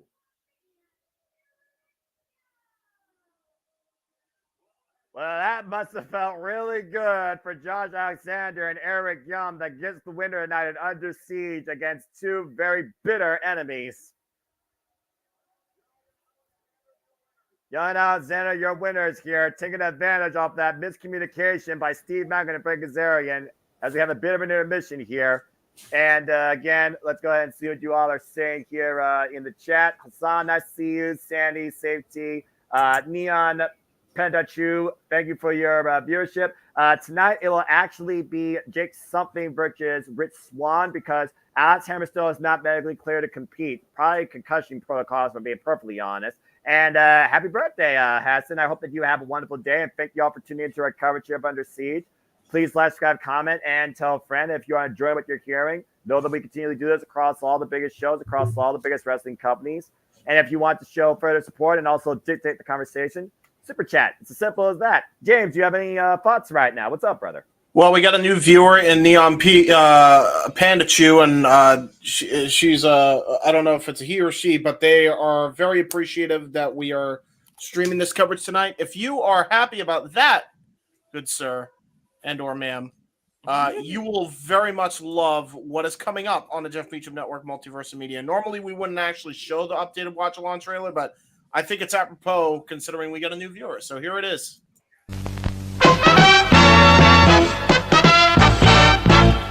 And now, preview time. So let's take a look at what's coming your way.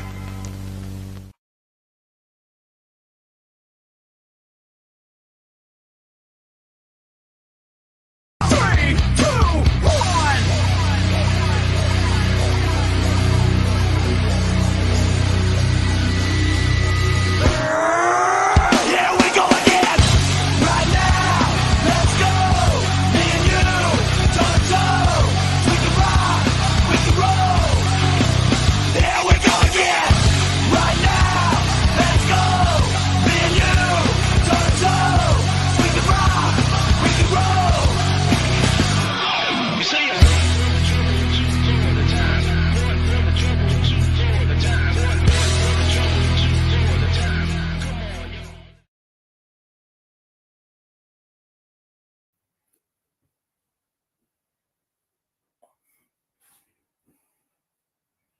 All the wrestling, all the wrestling, all the wrestling, all the wrestling, all the wrestling, all the wrestling, all the wrestling, all the wrestling, all the professional wrestling. Damn it! Courtesy of the Jimmy Multiverse Media live watchable event schedule 2024. Hashtag we gonna die, but I will survive. I love that I get to do the Sandow and mirror you as you do that. Yeah. Well, And yes, Limp Bizkit, Crack Addict. It's actually royalty free now. I'm Exactly not sure why- if we are fans of that, as all things fall to care as we get ready for knockouts action here, because here comes Jessica Havoc. Whip Rosemary. Oh boy. There's Havoc. Former TNA Knockouts World Tag Team Champions, two former TNA Knockout World Champions. Havoc looking to wreak havoc tonight against Ash by Elegance. Of course, Havoc and Rosemary were previously the TNA Knockout World Tag Team Champions earlier this year, coming in back from the Undead Realm at TNA Hard to Kill, only to lose them to MK Ultra. Of course, we know how dangerous this duo is, but they're even more formidable as singular opponents. And that's to my point earlier. It was 2 years ago that Jessica Havoc was challenging for the TNA Knockouts World Championship against Tasha Steelz. These warped personalities that live in the shadows. Ah, boy. Yeah. I don't like us chances here. I'm just gonna say that for the record. I don't either, but I mean, we'll anyway, see what happens. What? Oh, bloody hell. Will someone please put this Conchier on ice? Oh, Lord. Put him in that coffin. Send the Undead Realm. Cut his mic. Oh, God. Oh, geez. Okay. I thought it was a tag match because there was a tag team coming out. My bad. Botch. Big botch. All right. Let me see. There we go. All right. Now we solved that. We're live, pal. We're live, pal. Oh, and we're live, pal. Get one take. Oh, good Lord. Demonically possessed? Demonically possessed. This is one time that I don't mind. This is one time that I don't mind endorsing demons. Yeah, exactly.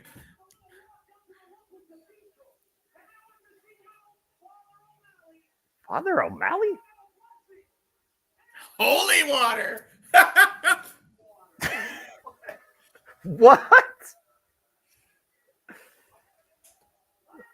TNA with their version of shenanigans, and you can catch our shenanigans tomorrow night. This is hilarious, Noah. I think I'd rather see a Ghostbuster cosplayer than this Paul Rubin ripoff try and purify anything. Oh my gosh. Hell of an introduction, though. This guy has more air between his ears than this inflated ego of this former WWE diva. Mm-hmm. Timeless Dana. Damn. Timeless Dana. Look, someone here has to be Dana. integral. All right. Of course, Ash by Elegance made her way to TNA with a record now of 5-1, if that actually matters for anything. And that's obviously, is she wearing garlic? Garlic necklace. It's not a vampire you're fighting. They're not vampires, they're demons. There's a difference. Have you read your the Necronomicon? Oh, God. You freaking whip-headed. I'm gonna lose my shit here. Why is he wearing How do you not know the difference between a demon and a vampire? She's a blonde and she's idiotic. That's why. She's Ash by Elegance, so in other words, she's not elegant at all. Mm-hmm. What's the opposite of elegant? Someone give me an adjective in the chat that's actually, not, over insensitive. Just call it Ash ignorant. Yeah. There you go. Ash the ignorance? That That Ash little too by harsh, or is ignorance. that a little bit accurate? Ash ignoramus. There you go. This Homo sapien looking to neutralize the wrath of Havoc tonight after losing to Zaya Brookside. Arguably official. I just hope Havoc just runs over her. Seriously. Already bridging her last rites, and I pray the same thing. And Havoc right now, catching Ash up in. No effect And at that's all. a nice try trying to take Ash down with a full-on assault. She's trying to do a collar or elbow tie up against this monster. I also want to point people at for those that never tuned in professional wrestling, there are no timeouts. Is she breaking? Did she just cabbage patch? My brain is hurts, bro. My brain fucking hurts. Should I just go off camera for this and let James and Walter call this? I feel like they have more fun with this match. What is she doing? It's 2024, not 1994. She broke out a cabbage patch in the middle of a match.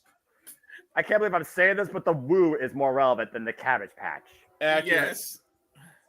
And Havoc does not look impressed. Havoc is cracking her neck. You know what? I welcome James to be on this because I expect James to outburst some shenanigans. I got to be just for the sheer stupidity. Oh no! Why are you? What are you doing? Way to wake her up. She smacked Havoc across the face and just woke Havoc up. Yeah, that was a dumb move, Ash. That rarefied air is about to be knocked out of you here. Hey, folks, I just want to remind you that you are paying for this.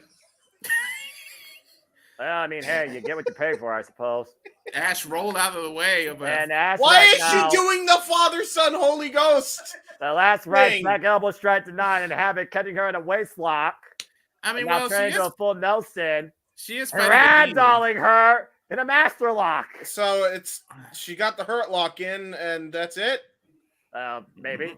Oh, wow. Whoa, what is that? That was a gap breaker with lethal proportions, and I approve. Yeah, she just slammed Ash's back of the head to the mat. It's Ash intelligently, as I know I called her ignorant, rolls out from under the ring. Well, or under the ropes. Hey, listen, a broken clock's right twice a day, Walter.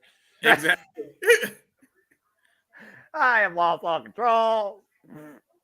Oh, she's still... I swear to God, what are you doing?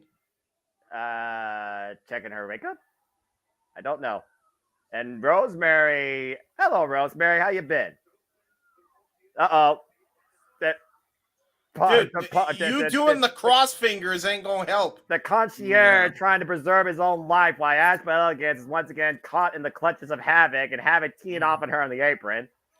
And Matt, we're doing very well. We are having the time of our lives calling a knockouts exhibition. Yeah, exhibition it's not even an exhibition. That's an insult to the word exhibition. Ash trying to beg her way out of it, but Havoc having none of it. She kicked her leg from under her leg. I mean, that's how you take down a tougher opponent bigger than you, right? You take it to them in the base. Oh, there's my headbutt. Hello. Ow. Oh, my Lord. Forehead, meat, nose. Just tossed to the side. She's literally ragdolling her, as you said earlier. I mean, at this point, Havoc's just playing with her food. Yeah. And right now, up in the fireman's carry, might be looking to put Ash by Elegance down for the 3 count. The Concierge, though. In the infamous words of Dana Brooks' old theme song, Havoc's your enemy. Havoc's your enemy. Did he just throw holy water on her? Havoc. Holy water at that. Holy water is still She's not a witch. She's not melting. All right. She's not a vampire, man. The Havoc up to the second rope, though. Now, here we go. No way. Oh, man! She got a power bomb. Oh, my God. It's a miracle. I see what that setup was. Yeah, but Rosemary didn't appreciate that clearly. Dude, okay. Go ahead. Yeah. She's not a fucking vampire. She's not a vampire. There you go. She's drinking the holy water. Oh my God! Nah. Nice time. Well, she's just like a demon. I think that's what happens when you bring holy water to a demon. I think somebody had a capsule. You know what she had? I guarantee you she squirted Mio. Wait out with the cover! Are you kidding? Whoa! Dude, Ashley, Rosemary squirted Mio in her mouth, and then when the water, she poured the water down in her mouth, and then they made it look like blood. That's what she did, I think. Well, I mean, that's the definition of evil right there. Insert Mermaid Man being here. Is Ash going for a suplex on Havoc? What am I watching? You're watching Havoc play with Ash by Elegance. Ash over the inside Hold cradle on. attempt. Look at the leg. What? Better! Are you fucking kidding? You said it earlier, Noah. Momentum's a hell of a thing that carries you over the rope. And apparently a good hook of the leg as well. Exactly. I hate this. She shouldn't have won. I'm having fun with it, though. Sometimes you need goofiness. I know. I agree. Ash by Elegance just beat a former TNA Knockouts World Champion. What? Is she gonna hit her in the back you of the head? won the match, you dumb. Oh my She's God. choking around with a garlic necklace. Havoc obviously furious with the loss, and Ash by Elegance not done here tonight with adding insult to injury. I know this is breaking the immersion, but we have to point out also that the freaking garlic necklace broke the minute she wrapped it around her neck. It looks like Ash is pulling a chair. Pulling a chair in play. Even in victory, She Ash must have felt embarrassed. She anger. Angry You won the match. Why are you so mad? Oh, what is this shit? Preferably, I would say Ash is mad because she has yet to challenge for the TNA Knockouts World Championship. She's already lobbied Santino to give her that opportunity, and Santino said no. Hey, you know what? Maybe there are some EVPs that would maybe the EVPs of AEW actually could get some female, because this one's throwing a temperature tantrum like them. God damn. Elegance now going up to the top rope. What the hell is you looking for here? The rarefied air! Bomb on the freaking chair. I think you do more damage to yourself with that. No. Yeah, I was just about to say. Like, well, say what you will right now, but Ash by Elegance stands tall and with the win. She wipes the mat with her legs as if she's covering. That's a dog that covers dirt after they finish going number 2 on some lawn. yeah, exactly. Well, Jessica Havoc, though, no stranger to back injuries either. Oh, jeez. I think Havoc moved, and Ash is saying, really? Oh, no. And Yeah, Havoc falling towards Ash by Elegance. Oh, no. Come on. You're going to eventually... This is going to eventually backfire. You would how think. How do you keep a demon down? Gosh! Oh. Well, it might not backfire after a DDT on the ramp. Well, she probably doesn't even know that she's a demon, Walter. She thinks she's a vampire, apparently.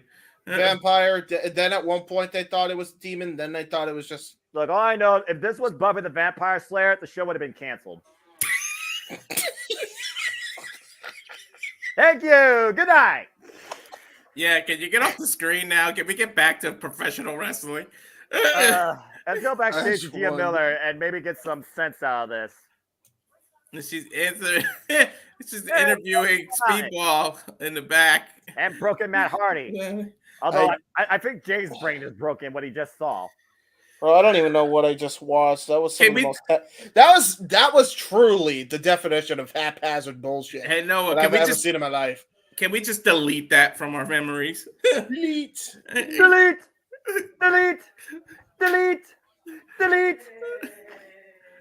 I agree.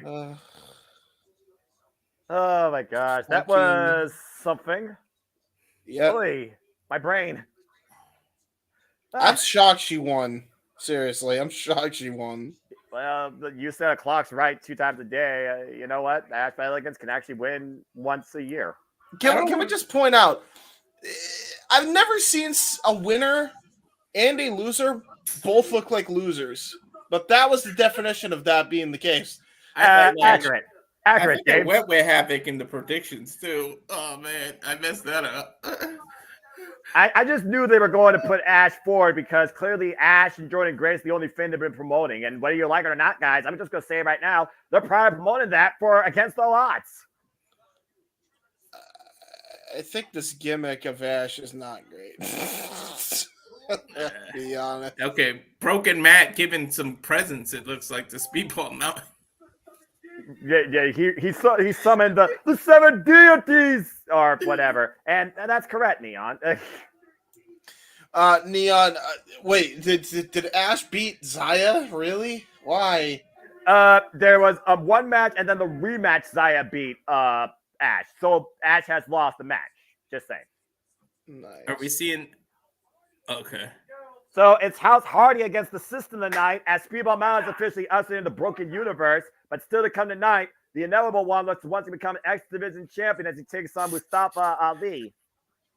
We get a backstage shot of Mustafa Ali lacing up his boots here. And special security detail, and let's just be honest here, guys. They've been paying dividends for him. Can I ask, where is Chris Bay? Are we getting it? No, are we gonna get it? Did we get the call, Joe Henry? You're saying his name? Yes. Damn it! Yes! I think you're right. Pick up next is Joe Hendry. Well, here you go, folks. Joe Hendry. I'm gonna leave this up while we get the graphic up. But first, the Rascals got to come out first as Joe Hendry looks to motivate the masses here in Albany, New York, in singles action after giving us the concept of a lifetime in TNA history. Oh man, Simply Reliable gets to call a Joe Hendry match. Oh. Well, wait. Interesting. No Trey Miguel with him tonight after Trey lost last night. And of course, Trey might sustain a knee injury. So I wonder if that's the reason why Trey may not be out here with him. I was just going to say, it might be the knee injury. So question, where is Chris Bay? Is he injured too or something? He might be backstage with Ace Austin. I don't know. I didn't hear he got injured last night against this match stuff Ali. So Zach has to go at it all alone, truly. Yeah. Well, let's hope he's motivated enough. He's gonna have to say his name and he appears. I believe in Joe Henry. I believe in Joe Hendry. Damn it! I love this guy. Mexico. Oh man, have fun, boys. So good. Have fun. Have fun. You gotta think there's gonna be. James will be just fine. Joe Hendry's here. Everything's good now. When he gets to the ring, you gotta think he's gonna throw it to some music video or something before they start the match. And of course, you guys can listen to I Believe in Joe Hendry now on iTunes and Spotify. It's trending worldwide. It's gotta be #1 right now. It was #1 in certain markets as he's motivating the masses in Albany, New York tonight. Wave your hands from side to side. Oh man. Oh, that fan has a CM Punk shirt. They took the camera off real quick. I think he's gonna throw it up to some music video, Noah. All right, well, let's hear from the man himself. Oh, wait a minute. He's got a song maybe for the Rascals? And again, we believe. Soon, and now they just mentioned congratulations. I don't know. His wife had a baby, so now we have to believe in Baby Hendry. Baby Hendry. We just went from madness to happiness real quick. All right.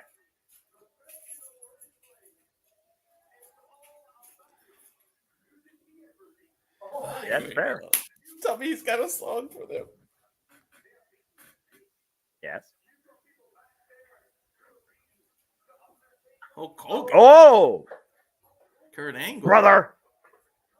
The Rock. You suck. The Rock says. Bushwhacker Luke. I don't think they're on the same star level there, Joe. I don't think that ladder turned into a step ladder real fast. Hey, there's some people that claim a great victory against the Bushwhacker. You show some respect on his name. I guess. Yeah.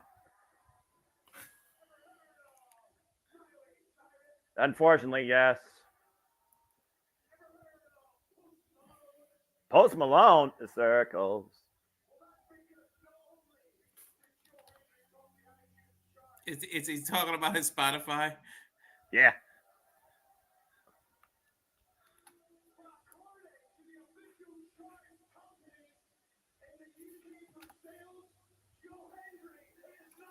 Number 6. Yeah, baby! Top 10!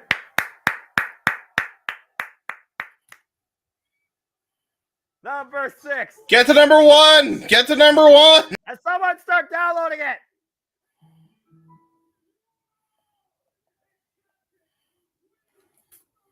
I believe, damn it! We believe. We all believe here. Ban any non-believer. What are we believing in? 252 pounds. 242 pounds. The answer to all life questions. We believe in Joe Hendry. That's motivation right there that you don't get on a Friday night unless you see this man on your screen. All right. Oh, God. Well, that's motivation for Zachary Wentz, apparently. As he's starting off hot and heavy with these running drop kicks. We're calling fucking Joe Hendry match. This just made my weekend. It did mine, too. I thought he was going to throw up to the screen to a video parody, but we didn't get it. He might give us a standing ovation early. Whoa. Zach with a nice kick. It's like a one-legged drop kick out of the air. Again, we can't underestimate Zachary Wentz. Okay, well, let's be honest here. Okay, Zachary Wentz, he is a rascal, but he's a former TNA Tag Team Champion. And again, this is a very unique clash of styles. First time ever matchup.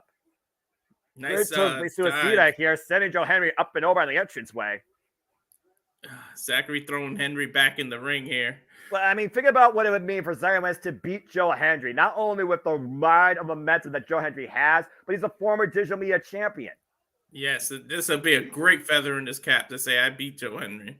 And, of course, Joe Hendry, though, has been reminding us, Uncle AJ Francis and Rich Swann, where they stand. Nice style, press the PK 2 count. And I imagine Joe Hendry, I wonder if Joe Hendry's motivated everybody enough that he's motivating himself now to go after championships. Exactly, because I would love to see him go after the championship. Yeah, which championship? You got the X Division Championship, you got the Digital Media Championship, and of course you have the TNA World Championship. Well, the fact that he can defend it anywhere, he can regain that division, the digital, I should say, championship. Cover. As much as we love Joe Hendry, I think they're keeping him away from the main event scene for a reason. That's probably accurate. It's one of those things where I think Joe Hendry right now has already done so much in his career, motivating the masses through both his music and his wrestling, that he pretty much is flexible across the entire TNA roster. And if you haven't seen a show lately, Food Fight, if you're a TNA insider, go check out his last episode with Casey Owens. Very motivational story by her. Cheers to her across the pond. If you want to learn more about food and wrestling, Food Fight. Check it out weekly on TNA Wrestling, hosted by Joe Hendry. Yeah, nice elbows to Joe Hendry's shoulder there and chest there. Yeah, Zachary Wentz right now controlling Joe Hendry, but Joe Hendry able to get a grip on Zachary Wentz. Now hoisting him up, fireman's carry, back up to his feet, and Wentz escapes. Oh, the shot to the midsection. Just nice teeing off right now. Just bringing down Joe Hendry. Woo. Nice kick there. Henry having to roll out of the ring to try to get a little space. And once again, go over the Tobin Lucia. Hendry catches him out of midair. To a fireman's carry position. Look at the eyes of the tiger on Joe Hendry. What's he going to do here? I don't know, but he's motivated right now. Oh, I thought he was going to slam him on the stairs. He's literally walking up with the man on his shoulders, back up the steps. That's pure motivation. Bring it, Wentz up and over the ring. Threw him over the top rope. And Joe Hendry has once again regained firm control of this match. The will of the people. The people's choice. Falls up the Irish whip. Irish whip to Zachary Wentz. The other corner now falls in. Catches the boot. And Wentz able right now to create separation. Now up the second. And again, the strength of Joe Hendry. 252 pounds of motivation catches him right out of the air. And once again, Wentz right now, he might be going for a ride. Far away throw. Joe Hendry with a kick up. Beautiful display of strength and agility here by Joe Hendry. And again, we believe. Imagine the promos that you have if you get to beat Joe Hendry, though. It says you can believe him, but I beat him. Oh! Nice super kick. But it's hard to promo when you got a busted tooth. And yeah. Again, second Wentz teeing off against Joe Hendry, breaking him down. Another great combination offense here. And a double stomp this time connects. To the lower back. And I agree, Neon. And right now, Zachary Wentz might be looking to go the high-risk district to put down the most motivational man in TNA wrestling. Up to the top rope, and Zachary Wentz with the Swanton bomb. Cover. Is it enough on Joe Hendry? No. Joe Hendry powered out of that. Not quite enough to put Joe Hendry down. Great resilience by the former digital media champion. As we go to the replay, that was a beautiful looking swanton bomb. A bit of a lackadaisical cover, though. I think Zachary Wentz got a little bit too full of himself in the moment and allowed Joe Hendry to escape. Yeah, never go for cocky covers. And right now, mocking Joe Hendry. Again, critical win here for Zachary Wentz. He does not need to be taking Joe Hendry lightly, nor this likely. No. Especially Trey McGill loss. Oh, God! Right to his face, man. The highest arm drag I've ever seen in my life. And hoisting him up a standing ovation. And the cover to Joe Hendry with the win. He appears. Now that's motivational. Mm-hmm. Dick. But oh man, we gotta give Zachary some credit. He did put on a hell of a fight. That was a good match. Grasping his midsection after that tee-off offense of fury, those kicks that drove Joe Hendry down to his knees, not going to win off him. But again, Joe Hendry, he's moving up on the charts and he's moving up in TNA wrestling. Good matchup. Yeah, very good matchup. But will we see the system move up in ownership of TNA wrestling? As Alicia Edwards and Masha Slamovic look to obtain the Knockouts World Tag Team Championships against Spitfire with Lars Fredrickson of Rancid in their corner. Oh, man. I already had my moment of the weekend. I got to call Joe Hendry. I'm happy. I'm good. That was fun. That was a lot of fun. Gosh. And by the way, if you have not heard Edge's bitch or you are banned from diving or can you please get fired, I highly encourage you to go check out the Joe Hendry playlist courtesy of TNA Wrestling and Joe Hendry's YouTube channel. You are banned from diving. Banned from diving. Okay, no free singing. No free singing. We only see Joe Hendry if we get super chatted. Don't forget Edge's bitch, too. I still listen to that. I want to play with my figures. Stop it, Walter. We're going to take this to a karaoke now. You know how much I hate those. Even Joe Hendry can't motivate me enough to enjoy those. Well, for the right price. Well, you know what? Maybe. Now you mentioned it, I do like money. Anyway, I also think Masha Slamovic likes revenge as much as Alicia likes money and power. Of course, we saw the fallout when Spitfire became a team and beat MK Ultra. Killer Kelly hasn't been seen since. In the 841, we saw Masha Slamovic lost because of Danny Luna, but took Danny Luna out in the process. Now Alicia Edwards looks to attract a common foe for a common goal. Clearly, Masha Slamovic is not part of the system, but Masha has no love for Spitfire. No, not at all. But we go from fun to serious with Masha coming out. Yeah, here are the taglines, by the way, folks. Spitfire retained the titles, burst decay at Rebellion. Slamovic has a contractually obligated rematch from MK Ultra's loss and sacrifice. Alicia pinned Danny Luna last night, though, on Impact, faced to Masha's involvement. And since Killer Kelly has been nowhere to be found, Alicia has decided to use Masha's rematch for her own self-gain. And we'll see tonight if it actually works. Yeah, can Spitfire retain here? Or once again, do you trust the system? Here we go. You don't necessarily have to be part of the system, but Masha looks like she can work with the system to get a common goal accomplished. Well, considering Alicia Edwards has yet to even hold any form of Knockouts gold since being part of TNA Wrestling in 2017, this might be her best chance ever. Mm-hmm.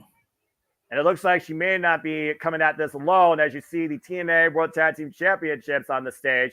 Brian Myers and her husband, Eddie Edwards. Of course, the last time we saw Alicia Edwards in contention for gold, it was against, you guessed it, Trinity last year at Victory Road for the TNA Knockouts World Championship. And she fell short at that time, but she wasn't part of the system then.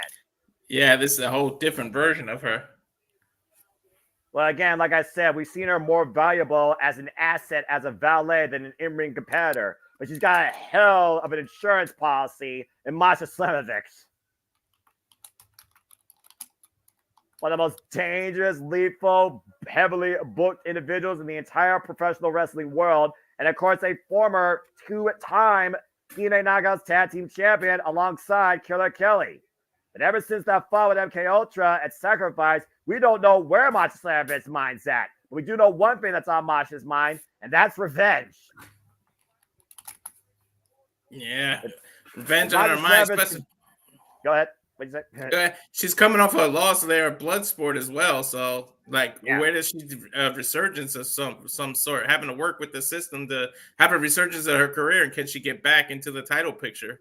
All I know is Masha Slamovich does not work well with many others, and Killer Kelly is a very rare number on that list that she was able to work with. We'll see if her and Alicia, though, can pull it off together, as here comes Spitfire, our current TNA Knockouts Tag Team Champions, alongside Lars Fredrickson of Rancid, who, of course, did their theme. And, of course, the relationship and respect to both Danny Luna and especially Jody Fret for Lars goes a long way, all the way back to when Jody Fret was drinking as a bouncer outside the Rebellion complex. Yeah. Of course, we saw We'll see. Go ahead. No, I said we'll see if they can handle the power of Masha. It's just one of those things, though, where, again, we've already seen these titles change now 4 times this year alone in the rebirth of TNA since Hard to Kill. You got to think part of their strategy is to keep Alicia Edwards in the ring and don't let her tag Masha for a while. You don't want that powerhouse getting in the ring. Well, again, who's the strongest ally here? Again, and Masha, again, is she more focused on revenge and the gold, or is she going to work alongside Alicia for the common goal? It's one of those things where Alicia, if she steps out of line, Masha might smash Alicia tonight, which I'd be perfectly fine with. Hey, just wanted to add this little tidbit.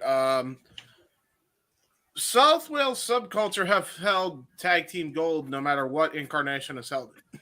Just want to point that out there because Danny Luna also manages Flash Morgan Webster and Mark Andrews. So and of course, to your point, Danny Luna is also the current Rev Pro British Women's Heavyweight Champion. She beat Odds Windsor for that title. Of course, Odds Windsor will be challenging Stephanie Valkyrie for the WWE Strong Women's Championship, which, of course, will be calling here at the Multiverse of Media next weekend at Resurgence. Yeah, make sure you check that out. It all intertwines, folks, except if you're AEW and then you're mad that they like WWE. Anyway, carry on. Subjective. Anyway. And I said, you want to keep Masha away from being in the ring, and she starts the thing. Well, it's smart strategy when you think about it, though, because, again, we know that Masha has the experience and definitely has the vendetta against Danny Luna. And if Alicia, if all she wants to do is just make sure that her team wins, let Masha lead, and if you're smart, let Masha get the pin. It's just one of those things where Alicia needs to know her role and shut her mouth. Even if she's the one that suggested this. Masha showing her athleticism right now. Well, we all know the background of Masha Slamovich, and right now, Spitfire, though, great double team combination here. The sliding lariat follow-up and the forward cross body. Jody Fret legal cover. Gets a 2 count. I think Luna blind tagged herself in there. Again, Spitfire, they became a team out of respect after what these two did with against each other during the Ultimate X match at Hard to Kill. And then out of nowhere, they came together and beat MK Ultra. And all it took was 4 minutes, and Jody Fred was on the blunt of the end of punishment against Masha Slamovich. All it took was a single tag and a schoolgirl, and we had new Knockouts Tag Team Champions. A double delayed suplex. This is about 30 seconds in here. And they might hold her up all night. The blood rushing to Masha's head right now. Smart strategy, though. And Danny with one arm. Oh, man. God. What happened to you got a 5 count to do double team moves? I feel like in that variation, it's kind of hard to count that only for 5 seconds. Just to be fair, I think you're allowed to have one hold. No, it doesn't matter how long you hold them for in the tag team move. Mm-hmm. It just you're allowed at least one maneuver of some variation before you get a 5 count started. Yeah, let's be honest here. There's enough leniency in the TNA Knockouts division where they can get away with practically anything. To the point, Alicia Edwards right now trying to take advantage of Danny Luna. And stun gun across the top rope. Now Masha off the top. The double stomp out of the corner. To the midsection. Not going to win on Danny Luna. And just like that, Masha has regained control of this match thanks to Alicia. And there's a tag now, Alicia Edwards.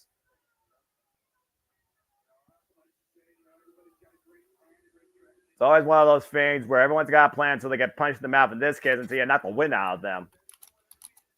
Alicia right now doing more jaw-jacking than wrestling. Not a smart strategy against Danny Luna, representing the subculture. Oh, God. And immediately taps out to Masha. Big surprise there. Clubbing shot to the back of the head of Danny Luna before she can make the tag to Jody Fret. I don't think Luna got the tag, by the way. The snapmare right now. She's literally ripping her by her hair and teeing off. Big PK for Danny Luna. Cover, lateral press, and a 2 count. Again, it's one of those things where I do think, again, in the TNA Knockouts Tag Division, it's not abnormal to see a first-time ever pairing win the titles. Again, Spitfire literally did that in less than 4 minutes. Yeah. And right now, Danny Luna isolated with the double flapjack, and Macho Servants follows it again with a running PK. Alicia Ligo running senton, and Edwards now with the cover, hook on the far leg, and a 2 count. For two people that haven't teamed, they're working well as a unit, but that's how you got to do. A system works only when everybody works together. Yeah, well, system also has its flaws, and I'm just waiting for a bug to happen here where one thing doesn't respond correctly. We saw what happened earlier with Steve Macklin and Frank Kazarian. Oh, God! And Danny Luna just took Alicia Edwards' head off. Sometimes it's just a problem in the coding. Tag to Jody Fret. The wild child in the ring. And Alicia, look at the look of fear and concern. Alicia bumps into Jody Threat here. Yeah, she feels for her face. Well, Alicia knows. Oh, God. Alicia knows what's ahead for her. Mm-hmm. We saw what happened with these two first face chart one-on-one back at Final Resolution Impromptu. Alicia has not gotten over that punishment yet. Probably hasn't recovered either. And Jody Fret looking to follow up. Alicia able to get out of the corner. And Jody Fret right now. Body slam. No, garbage, no driver. Cover 2, and Masha. Masha puts her. Masha coming back in the frame. Just able to prevent the cover. I think she's going to drag Alicia to the corner to tag herself in. Why wouldn't you? Exactly. Again, right now, it's smart tag team strategy. Masha knows that she's the fresher, more capable competitor in this match on this team. Pump kick to the side of the head of Masha, though, by Jody Fret, who's going wild right now. Masha here, double knees. There's the tag to Danny Luna. She whipped her hair back and forth there. Yeah, more like a helicopter, actually. German suplex with a bridge. Low bridge. Cover 2. No. Whoa. But I'm here right now. Sitting in the corner. Yeah, I knew that was going to come into play. Great that was combination. A beautiful looking bridge here with a nice German suplex. Low bridge by Danny Luna, though. Obviously, the double stomp to the back earlier prevented Danny Luna arguing. Oh, and Masha, though, with a cheap shot to Jody Fret off that interference spot. And Masha trying to take advantage, sending Danny Luna into the second turnbuckle. Oh, that counts to the back of Jody Fret. I think it's safe to say the ref is losing control of this match here. Good power bomb. And a tag to Alicia Edwards. This can't be. No. Legal. Oh, I thought she was going for pedigree. Pedigree game over. Float over. 1, 2, 3. We have new tag team champions. And Alicia Edwards is finally a champion of TNA Wrestling. Oh my God. The belts continue to be hot potato, though. The system have all the gold. Are you shitting me? To the point to change, though. Bigger point, Walter. The system now has all the gold. The system works. And the system is at full capacity. Are you telling me? Wait. So what happens if? What happens? The hell? Killer Kelly comes back into the fray. I don't know. No honestly. idea. I think they got to cross that bridge when they come to it. Team champions are Alicia Edwards and Marsha Slamovic. Well, what happens when the system has no glitches, Noah? It works to perfection. But does that mean that Masha is officially part of the system? Who knows? I would imagine. By default, right? Just long enough to hold the title. I'm shocked. I'm absolutely shocked. Oh, fucking get this guy off my screen. He should be banned from diving, from promo. Best be banned from TNA. But anyways. Banned from wrestling. He sucks. He's flop dollar for a reason. Well, I'm not. I'm just going to continue focusing on the TNA Knockouts Tag Division, which again we have new Knockouts Tag Team Champions and the system that hold all gold. The system has reached the highest capacity of functionality that they can right now. The system is effectively becoming the Matrix. What happened in the Matrix? The system took over everything. Yeah, everything else was turned into a battery. Exactly. Yeah, before we get and continue talking, I got problems here. Rich Swann does not need a goddamn mouthpiece. Why do we have Flop Dollar talking for Rich Swann? I has issues with this. I don't know, man. I don't pay attention to Last Clash. You know I don't. All right. I stay in comfort class. So I'm just saying. Hey, well, look, congratulations to Masha Slamovich and Alicia Edwards winning her first title ever in TNA after nearly 8 years in the company. It's bargain bin shit row. And that's saying a lot. Noah, you can talk about a fall from grace. Rich Swann basically carried the company during the pandemic, and look where he is now. Yeah, having to be paired with Flop Dollar as if the guy needs a damn mouthpiece. Why? Well, I guess it gives nothing else. It makes him relevant. I mean, he did start the new era TNA with a loss to Steve Macklin. Mm-hmm. This makes sometimes you can't fly on your own. You fly with a partner. But tonight we'll see him actually wrestle solo as he takes on Jake Something one-on-one. Why is he wearing a baseball cap? I guess Noah, for clarification, what happens with the predictions league since they changed the Rich Swann the match from something to Rich Swann? As the match literally has been changed, the match gets thrown out. It's as simple as that. We don't have the competitors here. This is an impromptu, completely different match. It's the reset. It's Rich Swann versus Jake Something instead of Jake Something versus Hammerstone because Hammerstone wasn't medically clear to compete. It has to be. So you got Jake Something better win this than just to. Well, as much as I want to believe in something, you gotta consider AJ Francis will do what he can from the outside to make sure Rich Swann wins.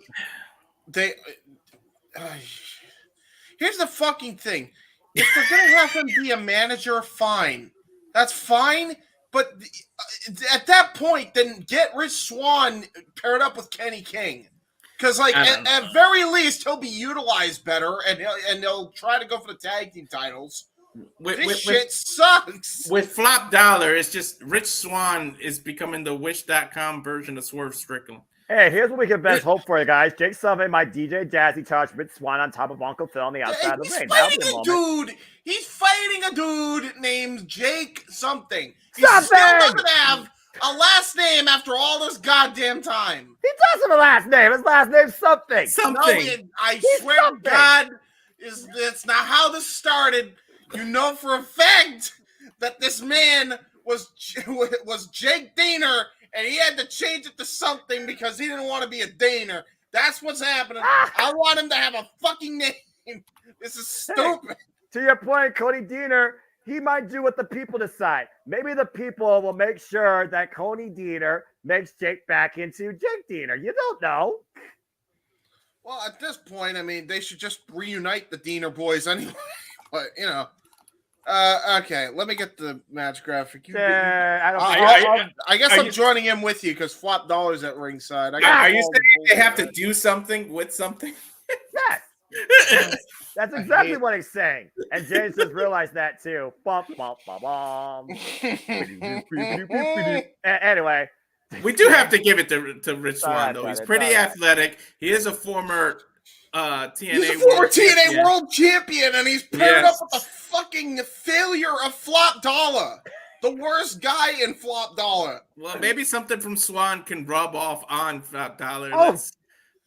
Dude, if Swerve couldn't get anything out of this freaking beefcake, nothing will.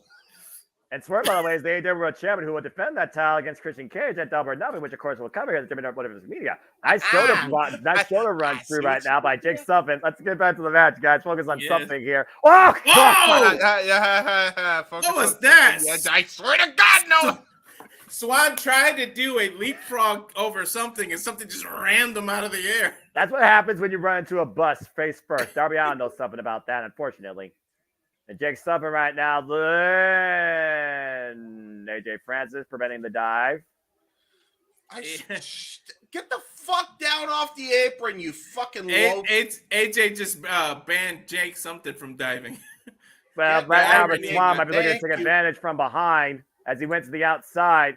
Drop kick! Nice kick. Jake saying something. AJ Francis runs through Jake something. Oh my god! He hit a shoulder tackle and he didn't trip over his own 2 feet. Oh my god, it's a miracle. Hey, look, AJ Francis has NFL history. He's the Cheez-Its champion, so, you know, he has some talent. Cheez-Its champion! Oh, that PK to Jake something. Yeah. Was that a knee or a kick? I couldn't see. That was a PK by Rich Swan. Okay. He said he's a Cheez-Its champion. The best Cheez-Its champion they ever had, endorsed by Joe Hendry in music. Oh, that's fair. It had to have been a Joe Hendry line, isn't it? Yeah, of course.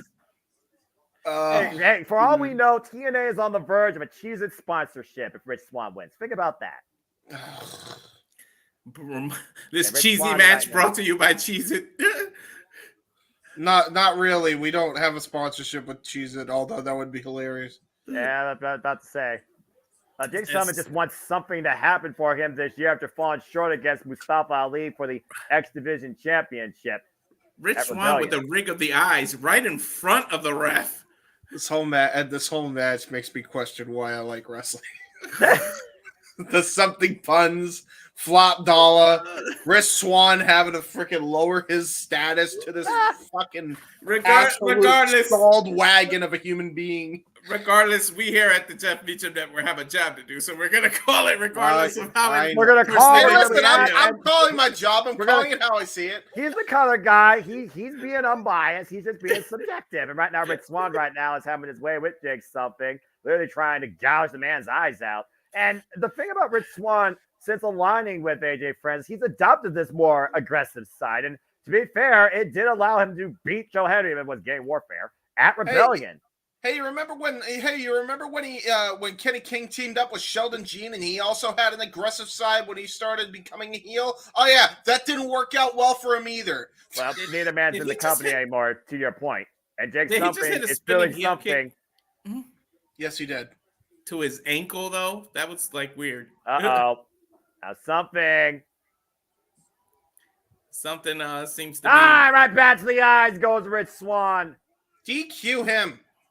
Again, he's got to be getting admonished by the official at this point. He's really pushing the referee right now when it comes to the rules. But again, that's what a heel does. You exploit the rules to the fullest advantage. Go ahead, James. No, go ahead. I was just going to say, though, mind shit wasn't important. I'm just noticing every referee looks like the Angie to be there. They don't look happy. The TNA Ref Corps, I mean, they're as stern as they can be. And again, Rich Swan distracting the official. That cheap shot by AJ Francis. We knew that's the whole purpose of AJ being out there was for these cheap shots. I mean, he's as cheap as the day is long, but what do I know? Well, I mean, he is cheap. We definitely established that commonality. I mean, cheese is probably the one thing you can afford even outside your local Dollar General. Oh! It's going to say he's Cheez-It cheap. Yo, you know what we should do? Flop Dollar and Dimeless Dana should be a team. There you go. I do not need mixed tag team challenge nightmare in my mind with two of the worst things possible coexisting on my screen. Just saying. Oh, God, man, what a body shot. Not something trying Rich Swan on that one. Something trying to build some momentum, but I'm glad you said something besides something. And meanwhile, Jake something preventing the sunset flip, now hoisting up Rich Swan. And again back to the eyes. Okay, every chance Rich Swan gets, he goes back to Jake something's eyes. Dude, I thought ELP was bad with the back rakes. This is just getting ridiculous. He keeps going to his eye right in front of the ref 3 times. He choked him with the ropes in front of the ref. Cover. Yeah, dude, at least 3 strikes, you're out. DQ the man. Like, what are you doing? You get your Angie face, you're looking like this, and you don't DQ the fucker. What are you doing? What are the rules? What are the rules? The ref saying, "Well, that's not in the script." Hold on, I gotta do the referee's face if you're gonna do that now. What are the rules? I don't know the rules. What are the rules? These are the weakest kicks that I've ever seen. What is Swan doing? Kastler, you're definitely not wrong, by the way, and none of your thoughts Again, for everybody that's tuning in, by the way, it's Under Siege is still underway. It is Jake Summer versus Rich Swann impromptu. Since Alex Hammerstone was not medically cleared to compete, we wish the best to Alex Hammerstone. And right now, got jacked with a clothesline. Turned Rich Swann inside out. Ding, ding, ding, ding, ding. We got a $10 super chat. As promised, JJ for tomorrow's Star Wars trivia. Can't wait. Also, Mr. Simpleman, join Chase U. We will start a super chat goal tomorrow if we must. You joining Chase U equals JJ giving a football a chance, apparently. That'll be the day that, like I said, I already said what I said. I'm going to leave it at that. And right now, look at the strength of Jake Summer. But thank you, Josh Manson, for the super chat. Now hoisting him up on the shoulders. Oh, man. Shoulder breaker. Cover to win at 2 count. I will say this, even though his name is Jackass, Jake something is scary strong. He is the anomaly of TNA wrestling, despite the fact that he's done something for so long and has won nothing when it comes to the big title. Don't let his name fool you. He's a pretty big guy. He's at least 6'3". Almost looked the Summer Swan into the void, but got caught with that spinning back heel kick. Ran into a hurricanrana, a running hurricanrana. Oh. What the hell was that? It was a botch is what it was. That was super got with that kick, heel kick, cover, 2 count. This is why you don't pair yourself up with Flop Dollar and have the shitty jeans. This is what happens, Rich. I think Joe Henry illustrated that best in his shout out to Creed with his variation of higher. But anyway. Rich Swann is trying his best. You can only cook with what ingredients they give you. That is true. This isn't chopped, and I think that he has a better chance of getting a better basket than he would on the show. A forearm shot by Jake something. Bull hammer elbow and anti-air raid crash. He pulled something out of the air there. And Rich Swann is not doing great. Got the spit out of his mouth. Jake Summer went to get. AJ Francis with the top rope. AJ pulling the ropes. Again, it's literally a handicap match here. Every time you think something has something going, AJ Francis neutralizes it. Pretty much. And no one's going to come to the aid of Jake something. Uh-oh. You win it! Red-handed! DQ the fucker! DQ him! DQ him! I think AJ has officially been... Let's do it, ref! Wait, what? What? Whoa, what is this? That's Cody Dieter! Yeah! What the hell is happening? Wait.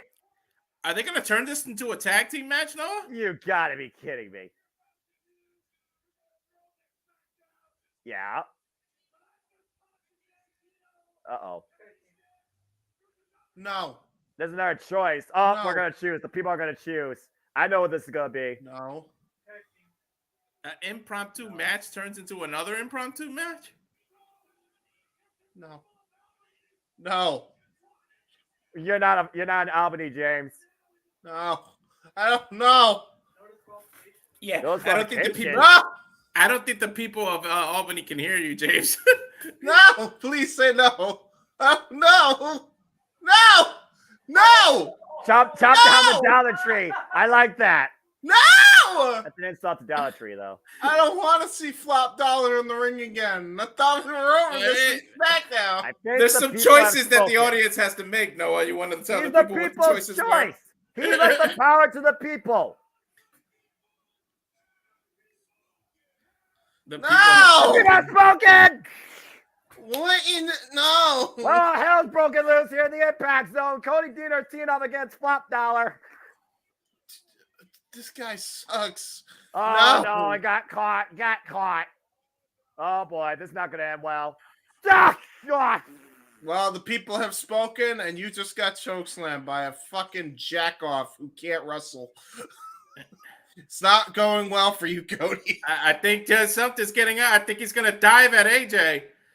Jake Summer's not bad from diving. Oh, he did the Mike Awesome dive. Okay. And he got all of it.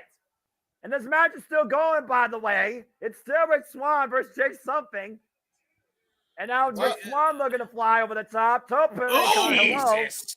He accidentally did a 450. He did a 450 into a lariat, by the way. And handspring cutter. Handspring cutter. Rich Smart climbing the ropes now. They might be looking for that 450 splash. Take something Purposely and the this drop time, Noah. throw, the back front splash. Cover. Rich Swan with the win. So what was all the distraction? What was the point? Yeah, what was the point of the People's Choice? That didn't do shit. To make it go longer. By the way, to- James, send Attila the link to the StreamYard in the Discord. Gotcha. Sorry. It was to delay the inevitable. They were delaying some time here. I mean, guess you know, so. you do something to neutralize something, and you get the win on something. So there you go. All right. I will be sending the link to the Tilla and Send her the Discord as well, so that way she's in sync with us too. I think she is in the Discord, but I'll just I don't see her, check. but anyway, Rich Swan with the win tonight.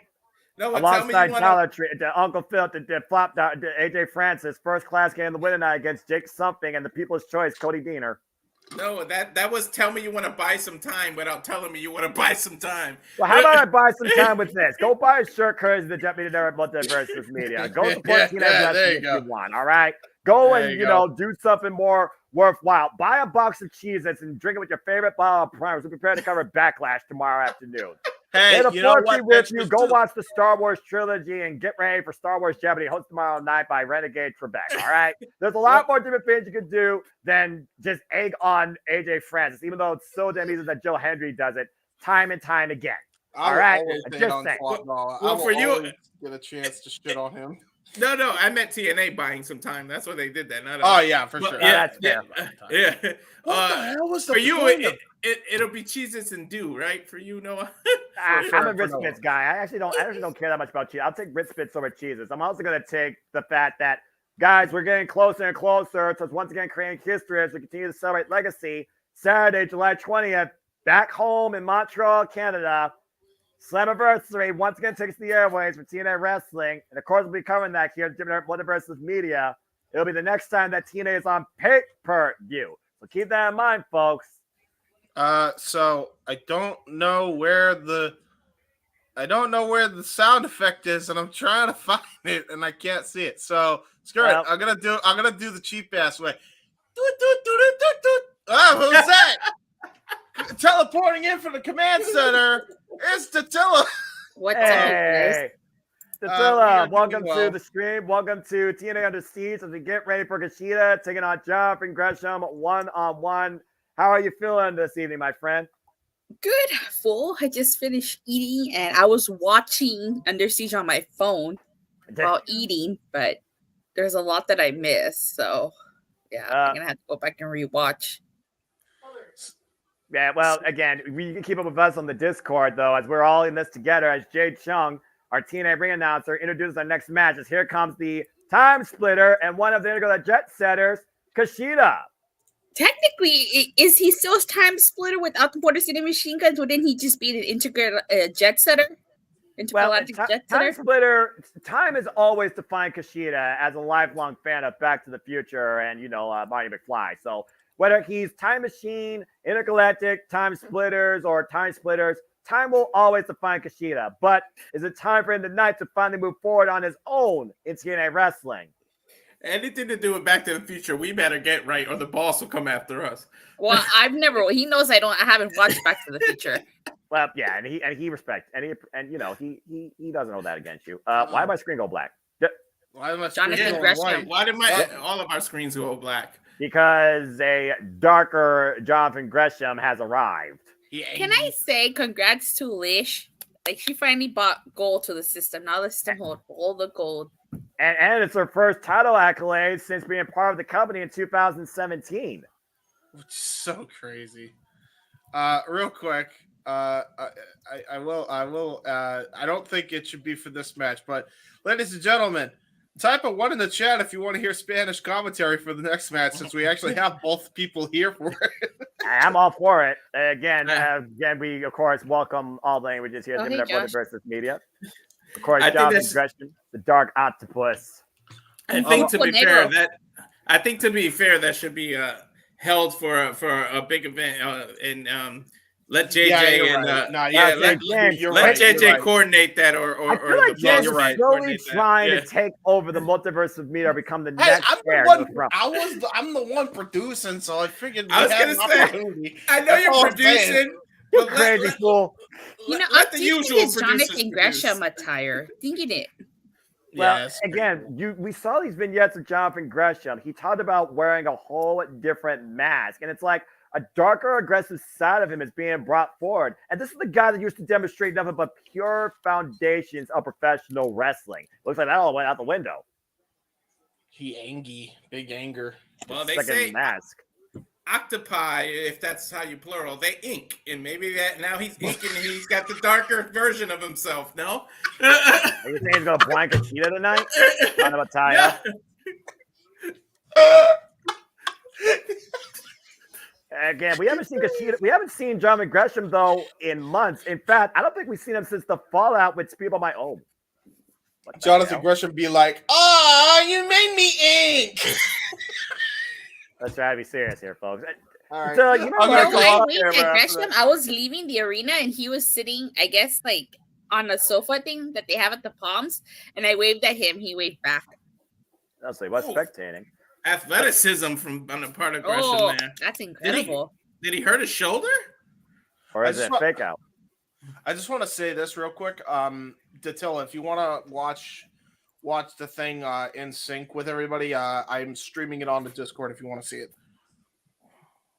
Oh, I closed my Discord because last time it accidentally opened, it took me off StreamYards.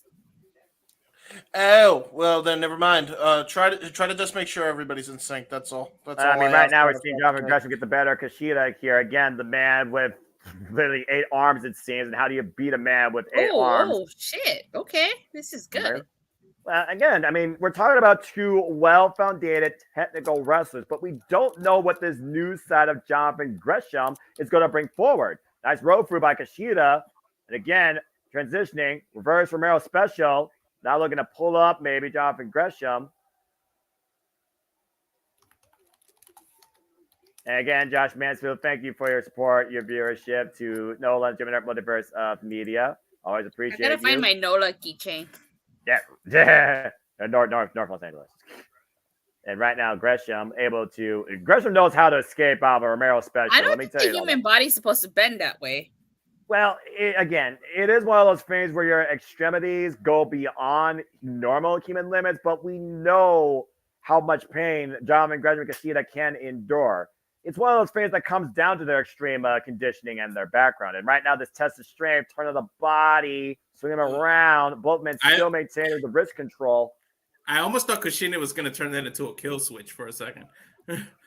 That would be completely not in his playbook. That would be something. Well, again, shout out to another team, original Christian Cage. Knife edge top exchange here. Of course, Kushida again is going on it solo now since Moshi Machine Guns are no longer part of TNA. And it's one of those things that where again Kushida said he resigned because his friends was there. How does Kushida move forward without that, that influence, that companionship? Well, Kevin Knight's still there. I'm telling you, he's an intergalactic jet setter now. True, I suppose that's true. But again, you think about those people that led Kushida or people that Kushida led. I mean, we're talking about Alex Shelley and Chris Sabin, the most influential tag team in TNA history. The figure there. Oh my! What the heck? He's biting his. That's unlike the. That's unlike the octopus. What the world was that? Yeah, octopus more suffocate before they eat something. They don't just straight bite something. Do octopus bite people? No. I don't know marine life habits, so I'm not even sure what to think with that. Jonathan, people are friends, not food. And shout out to Jaren G. Good to see everybody here in Multiverse Me again. Thank you all for tuning in. Please subscribe, comment, tell a friend, remain hashtag spoiler free. Now Gresham looking to maybe work over the left leg. Kicked up by Kushida to drop down, and Jonathan Gresham trying to pick up speed, catching Kushida, atomic drop, leg. And another nice combination. Yeah, that stomp to the knee, that chop, and immediately going for an ankle lock almost. Getting turned Kushida over and bring him back towards center. Kushida, though, trying to find an escape. Now the double leg. Might be looking for a full Boston Crab. If he can get Kushida over on his belly and sit in deep on it. An octopus going for a Boston crab.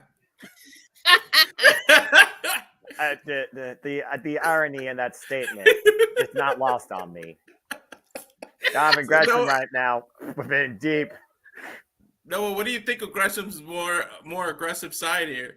Well, again, it's one of those things, like I said, sometimes in this business, you need to adapt a darker approach. You need to be selfish. You need to do something different if what you've been doing consistently hasn't been working, hasn't been moving you forward. And to this point, right now, he's taking advantage of a former 6-time IWGP Junior Heavyweight Champion. I'm just going to say this match is pretty fishy. Carry on. Are we making fish puns here? Yeah. Well, again, you guys are the color. I'm the one that's supposed to remain integral. So I'm trying to no-sell you goobers. Anyway.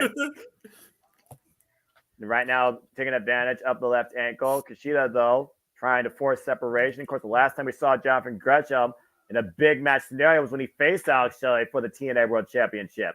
Oh, the hamstring. Nice. Yeah, wait. We haven't seen Jonathan Gresham since. No. Trying to take the base out of the octopus, the Irish whip, the handspring, back elbow strike. The quickness of Kushida. Yeah, finally takes Gresham down for a moment. Former Best Super Juniors winner. Now coming up to Shote.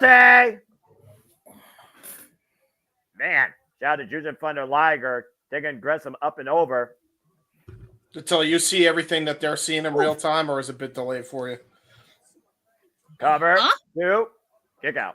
Are you seeing everything that they're seeing in real time, or is it a bit delayed probably for slightly you? delayed because, again, you're always going to never be the same with outside Discord, man. We're fine, okay? She knows the story, and she's not that far up, and it's okay having that action, especially for those that are just tuning in. You're fine, bro. I wasn't one doing the commentary here. Alyssa was just chiming in, so it's all good. Well, again, that's Datsula, as somebody who always talks about his wrestling, cover, schoolboy, got the tights! Whoa! You know the stories, you know the competitors as well as I do when it comes to TNA wrestling. Heck, you were there for Rebellion and the post tapings, so you know how far these two are willing to go and what they're capable of. And right now, you see Kushida going for the hoverboard lock and Gresham trying to prevent it from being applied. And again, the story here is this newfound nature of Jonathan Gresham and the reset of Kushida. Oof, good agility. Trying to clear the pace, and again, slips out from underneath. And right now, neither man able to get the better of the other. Nice Ronda takeover, reversal of the roll through. Jackknife float over. Kushida counter, hook of the leg. Whoa, almost got it. Whoo. Ooh. Man, it's almost hard to keep up with this, the speed of the reversals here. Yeah. Man, finally down the mat to your point for a second at the end of that exchange. I blink and you missed it. Yeah, give us a second to breathe here. Well, again, you're dealing with, one of the best junior heavyweights of all time, one of the best purely foundative wrestlers of all time. Jonathan Gresham. Go ahead. I was going to say, why hasn't the crowd started This Is Awesome chant?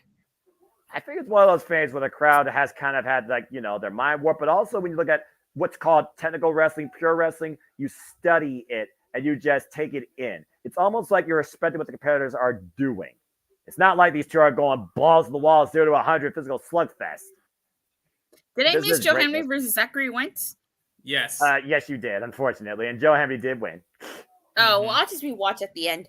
Yeah, and again, next time Nola will be on the call, I'm sure, for the Joe Henry match. And Gresham, though, at the leg. Unfortunately for you, but thank you for missing it because I got to call Joe Henry with Noah. Not bad job. Oh, that's a Tonka punch. Brought Gresham to his knees. Ouch. Yeah, well, again, that punch was right to the jaw, even underneath that mat. That had to do some damage. Yeah. But did he damage his own hand hitting that mask? Baby, during Joe Henry yesterday? What the hell? That black stuff all over Kushida's face. An octopus stretch. That ink?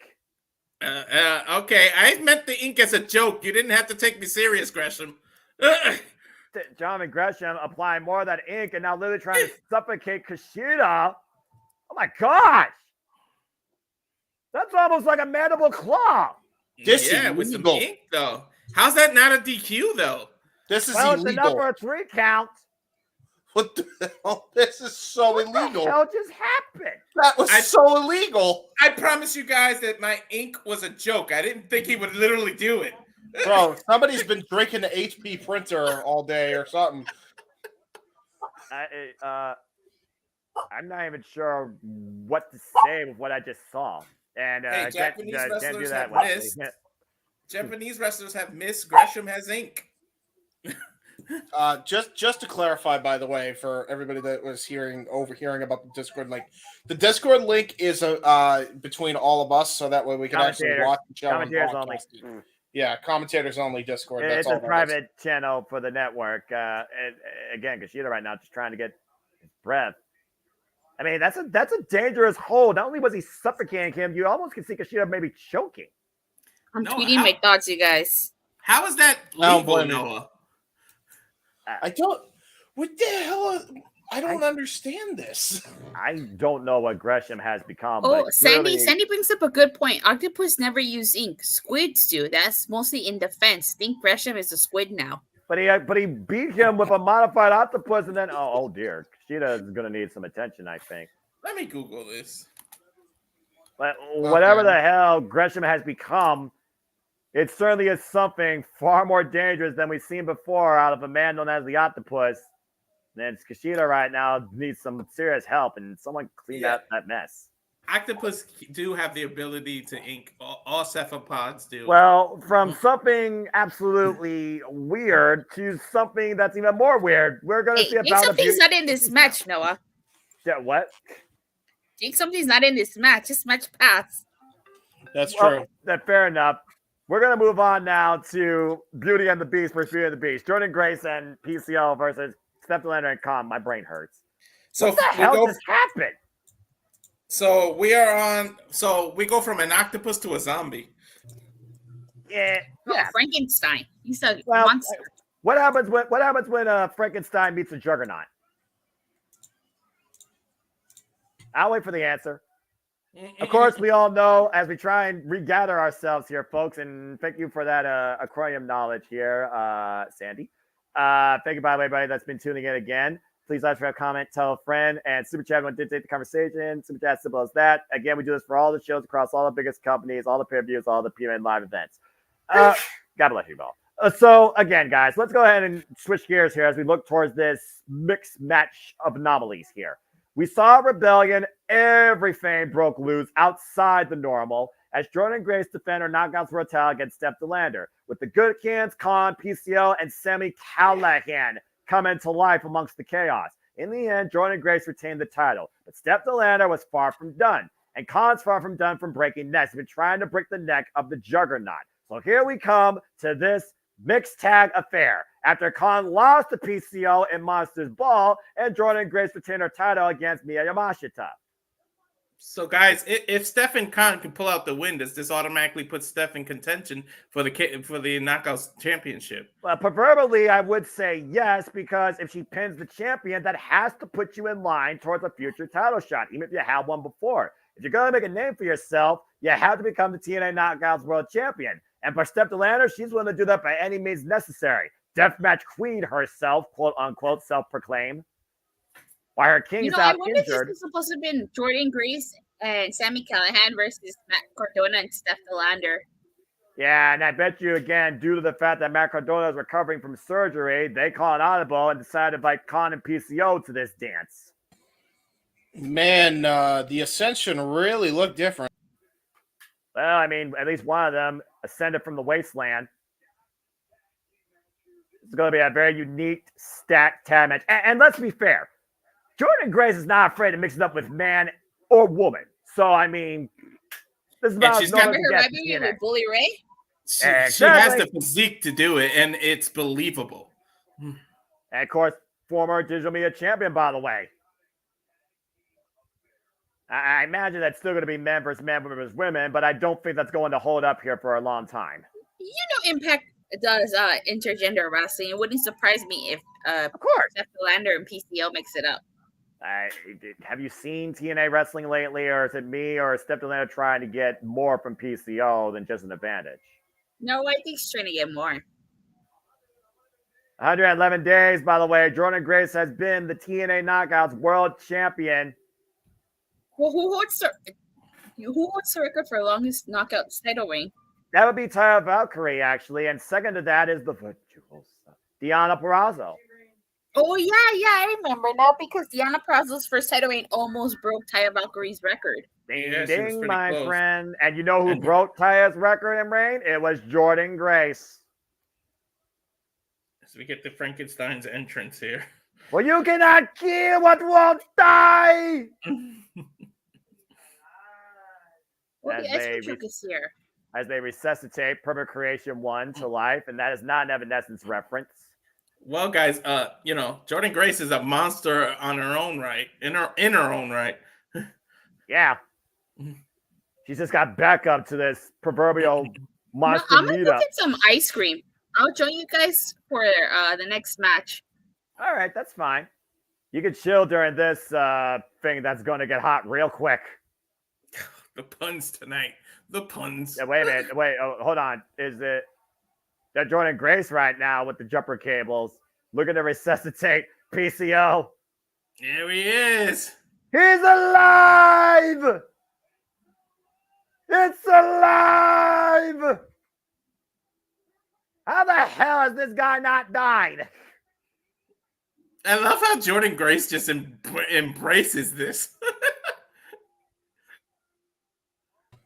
Jordan Grace now has a new pet zombie. I mean, look, when your tag team partner has survived fired, car runs, burial, battery acid, I mean, cinder blocks, it's not a bad setup. This whole match is just a world of anomalies. This is truly why TNA is the alternative. You don't get stuff like this in our companies, nor competitors. Have they mentioned the rules? Have they said female to female or male to male? They haven't even said. I'm pretty sure it'll be female to male. Yeah, according to referee Frank Costello, that's exactly what he was just telling everybody. Okay. Yeah, it's a regular tag match. So there is nothing regular about this, James, especially with Keystone and Khan starting off.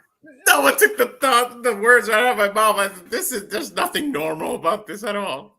That's fair. I mean, you got a whole host of characters in wait, here. Wait. What? Oh. Whoa. What's going on here? Did Grace just say, yes, let me start this against Khan? Yes, he did. Hey, Khan's been trying to snap her neck since Rebellion. Jordan Grace has been waiting to get a hold of this guy. And again, Jordan Grace has the physique for it's believable to see men versus women. I would say Jordan Grace is in the best shape of her life. Exactly.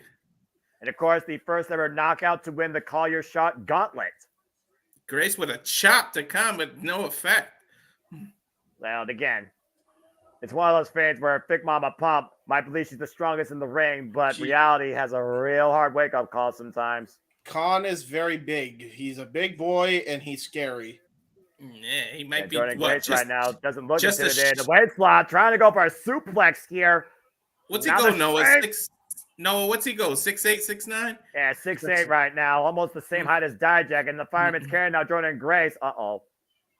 Is she locking his arm now? I think she's trying to lock the arms right now to prevent the attempted death driver with a toss-off. She's got the death grip on this guy's shoulder and arm. That's a full Nelson Vice. Whoa, hell of a vice grip. And she elbows her way out of the position. Oh, God. Oh, no. And that just fired up Jordan Grace. She just took that chop like a champ, Noah. There's the reason she's called the Juggernaut, my friends. And right now, just teeing off against Khan, now looking for the Irish whip, and Khan doesn't budge. Again, the Janaga's champ is not going to bat down from this man. She's not going to bat down from anybody, but she just got taken down with that elbow. Yeah. But at some point, the brain has to defeat the heart. You may have the heart to try to do this, but at some point, you got to know when you're outmatched. You should probably be smarter about this. And right now, Steph Delander looking to follow up what happened at Rebellion this time, looking for a dose of revenge. Steph with her own chop. Did you hear that, Noah? Of course. Came out of Australia, of course. And Steph Delander also with a height advantage to Jordan Grace, but I don't know if she has a power advantage because the power game was pretty even at Rebellion. Not too many people could say they have a power advantage over Jordan Grace. Oh, nice power boot while she was on the corner. We talked about power. Look at that move by Steph. Cover the leg. 2 count. I was gonna say you could hear those chops all the way in the cheap seats, excuse me, but all the seats Easy are for cheap. you to say. But all the seats are cheap because it's TNA pay-per-view. You see, I say comfortable, more affordable. exactly. Mm-hmm. Yeah, it's cheap. It's not a bad thing. And again, Steph Delander right now. I don't know if she's mocking PCO, intimidating him, or again, just trying to get inside Frankenstein's mind. Jordan Grace still fighting back. Monsters have no feelings. That won't affect PCO. And look, PCO is still human at the end of the day. This is a former WrestleMania competitor, all right? I'm just saying. That body drop. Ow. Ouch. Again, that's just where that lower center of gravity helped Jordan Grace. But again, that took a lot of strength to take her up and over. Rover, turn to PCO! Oh, no. Wait, does Steph go against PCO here now? I don't know. Yeah, I was about to say, yeah. She skedaddled to that corner, didn't she? I guess that's a tag, technically. Tag to Khan now. I mean, Khan yeah. tags himself in after getting weight slapped by Steph Delander. Oh, here we go with these two behemoths. Again? Oh, boy.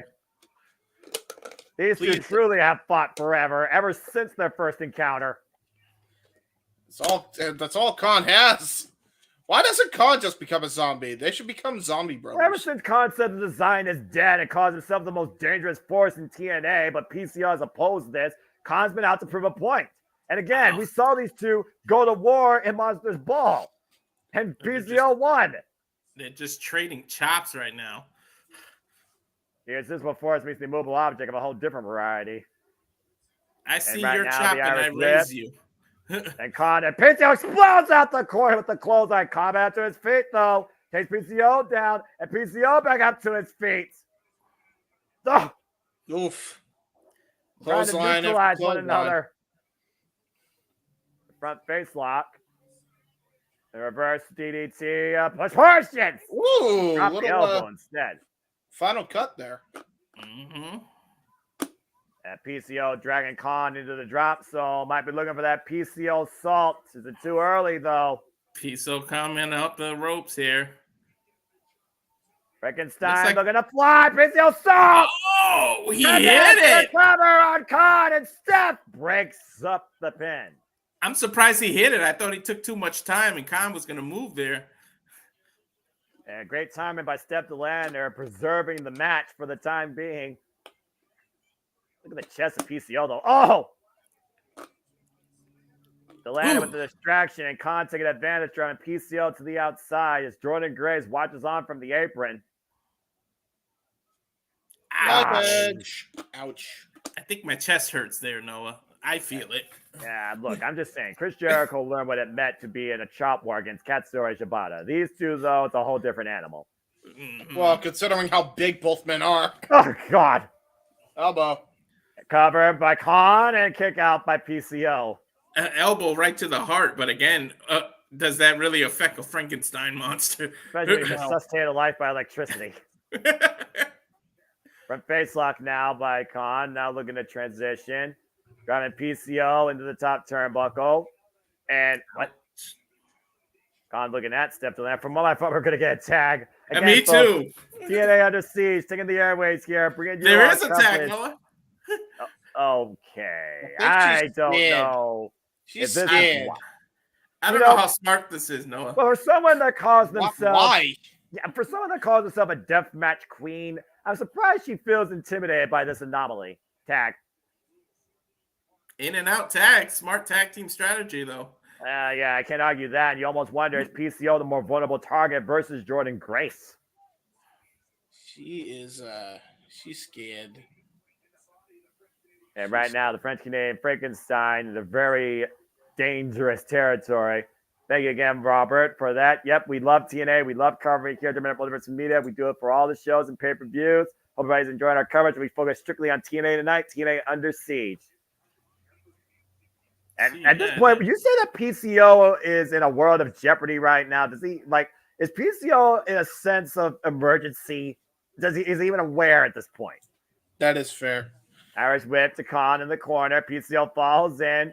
Like elbow strap up by Khan, looking to create separation. Khan falls in. And Bombman Collide in the middle. Jeez. Looks like he needs to be resuscitated now. Somebody get the jumper cables, Noah. Quickly. Hurry, put him on his nipples. The PCO, though, Empower resuscitated him. himself back to life, and Connie was shot by that. Now, PCO doesn't know what to do here. Tad to Grace, Tad to Steph. Now the knockouts are going to clash.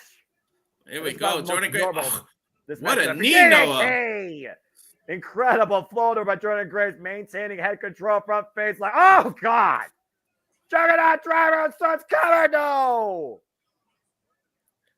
Almost like when you play Tekken and you play with King and you do moves where you don't have to let go and you just continue. Jordan Grace just held on there. It's just a form of momentum by the Knockouts World Champion. The referee. Oh, put in the referee away. Whoa. And ouch. Did you see the whiplash on that, Noah? Again, always taking advantage of a woman's hair. Typical knockout action. Typical woman action. But the whiplash, the way her hand. Carry, and now PCO coming into the ring, and what the hell is about to happen here? I was gonna say, why would she just randomly drop her? But PCO walked in. Okay, I mean, does PCO have a wait? What? Oh my! Is she trying to seduce the monster? That is correct. He's so confused. He's like, what do I do here? She looks nothing like Lady Frankenstein, so I don't know if this will work. I didn't know PCO had such grace. Mm-hmm. Well, his partner is Grace, so where is he at? That's fair. No, wait. Whoa, wait a minute. Okay. And Khan bringing up that romantic attempt. Good God. What is Khan happening on the show? a choke slam. You get what you pay for, right? Now. I guess so. I mean, the desperate times come at different matches. Oh, and so that low blow. Did she just hit him with a low blow? Yes, she did. Up in the upright. So what did we learn? Never seduce a Frankenstein monster who hasn't had sex in years. I don't know. And Jordan Grace and the fireman's carry. Definitely driving the Khan. Grace just hit Khan and his little monsters. Incredible show strength by the Juggernaut. Ah, my cons. The powerhouse, the Juggernaut, taking full control here of Khan and Steph the Lander. And PCO, wait a minute, PCO, what the hell? Diamond, whoa! Oh! Ow, that was very close to landing on his neck. Thank God that didn't actually happen. I think, I'm not going to lie, I think Jordan Grace may have gotten a swift kick in the ass when PCO did that cannonball. PCO clearing the gateway while Steph the Lander sits in the cover. Whoa! Jordan Grace still able to roll through. Not a ways lock, hoisting Steph the Lander. A power bomb! Roll through. Spinning back fist, and the follow-up, the pump handle, Juggernaut driver, cover! Grace there we go. The win! Grace, you got to emphasize power when you say power bomb with Jordan Grace. Especially with a pump handle driver, Juggernaut driver, drop step the Lander on her head and neck. And your winners tonight are PCO and the Knockouts World Champion, Jordan Grace, in what truly was a monster mash. Oh, man. That got wild in a hurry. That was one monster of a match, and Noah. Putting it politely. Grace showing her strength, man. That woman is built, man. And PCO still shows why he's not human. And we're going to go to a crazy change of pace here next, Noah. Yeah, I think that's putting it eloquently, as we're about to see if the inevitable can defeat leading political general. Mustafa Ali defends the Undisputed Championship against Ace Austin next on the Under Siege. As we got a video package, let me just go ahead and thank you to chat again for your love and support for what we do here and your love and support for TNA. Robert Cortez, good to see you. Pro Wrestling Goat, good to see you. If this is all y'all's first time here at Different Uploaded Media, this is part of our live watching event schedule as we cover WWE, NXT, AEW, Ring of Honor, and particularly one of my proudest events, TNA Wrestling. Here's the Different Uploaded Media. So again, I hope that you all are enjoying, and I hope that you all are enjoying also our newest commentary cohort to the family, Walter Cruz, as Simon Liable has been keeping you in tune tonight for TNA Under Siege. And hey, this could be a thing going forward with more shows to come in and out of TNA. So let's see. Walter, you having a good time, by the way, tonight? Of course I'm having a good time. Debut. And of course, like I said at the beginning of the stream, I take my moniker serious. So whenever you guys need me, I try to be as reliable as I can. You're talking about living up to a name. Well, I mean, I just live up to what I am, and that is simple. So again, we'll see. Let's see what Sandy's got to say here. But we got a video package going here. Saw some clips from Gresham on Twitter and can see why you were all somewhat apprehensive. Killswitch's little brother. Yeah, that's fair. It's fair. He really likes the HP drink. That's what he drank. It's very nice. I don't think it was lethal, but it certainly felt like it. Let's look at the S-Fighters of this match, though. This is the first time ever matchup, and Austin beat Trey Miguel last night on Impact to earn this title shot. But Ali has not lost a match in TNA in 250 days, and he hasn't lost a match at all over the last 8 months. Yeah, going on a crazy undefeated streak that we see. And Ace be the one to put the one in Mustafa's undefeated streak. And the thing is, I've been part of TNA for literally about maybe 2 months. And yet, even before that, whether it was Wrestling Revolver, New Japan Pro Wrestling, Prestige Wrestling, insert company name here, Mustafa Ali has asked himself this question. He's pleaded everybody in the industry this mission statement. Make me doubt myself. And if Hiromu Takahashi, if Jake Something, if Amazing Red, if Chris Sabin cannot make Mustafa Ali doubt himself, can the inevitable Ace Austin, who is a former multiple-time X Division champion, make Mustafa Ali doubt himself and win once again the X Division title? And at some point, we all know that there's an old saying that the O has got to go. So can it be Ace here that makes that O go on Mustafa? Well, again, we talk about the inevitable, we talk about the system, but we also talk about this campaign, this political leader that we probably trust more than anybody on the current ballot. For an Ali we trust, here comes our current X Division champion. Of course, Mustafa Ali, he set up this challenge via a ballot box. And of course, it was rigged, like politics, go figure. And of course, Ace Austin and Trey Miguel fought for this match. And it was Ace Austin that got the win in the end. Of course, Mustafa Ali also got the win last night in Impact Wrestling, beating his ABC partner, Chris Bay. Imagine getting pulled over by him in the past. He went from Chicago PD to this. Yeah, the face of the X Division, our campaign leader on a global campaign, unstoppable, unblemished, undefeated for 280 days. What a streak. And Mustafa Ali earning his first singles title in over 2 decades.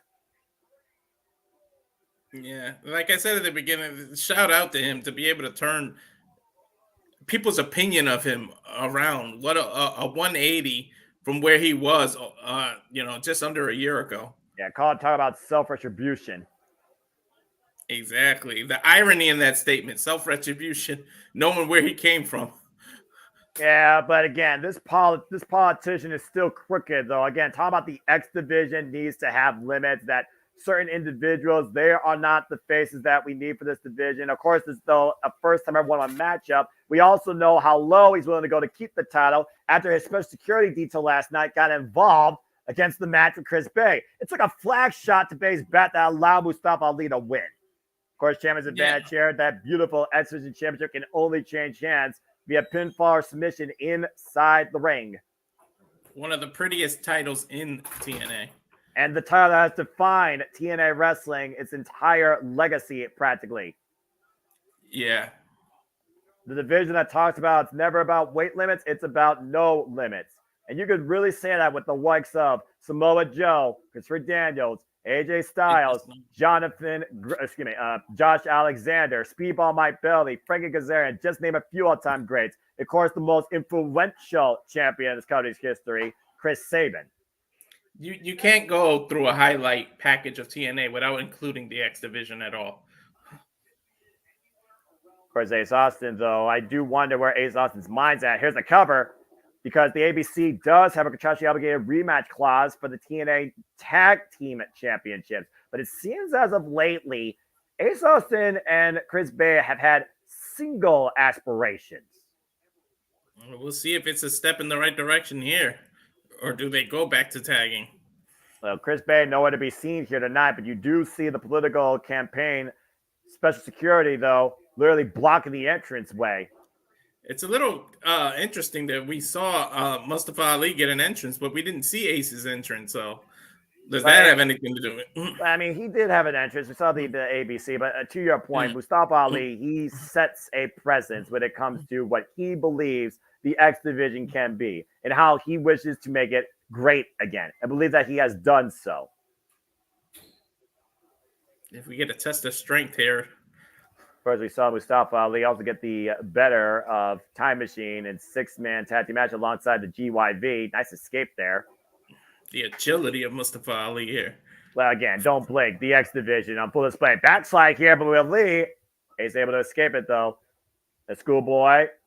Oh, nice tempted bridge there. Ali, though, able to block it. Deep arm drag. What a change of pace from its previous match, huh?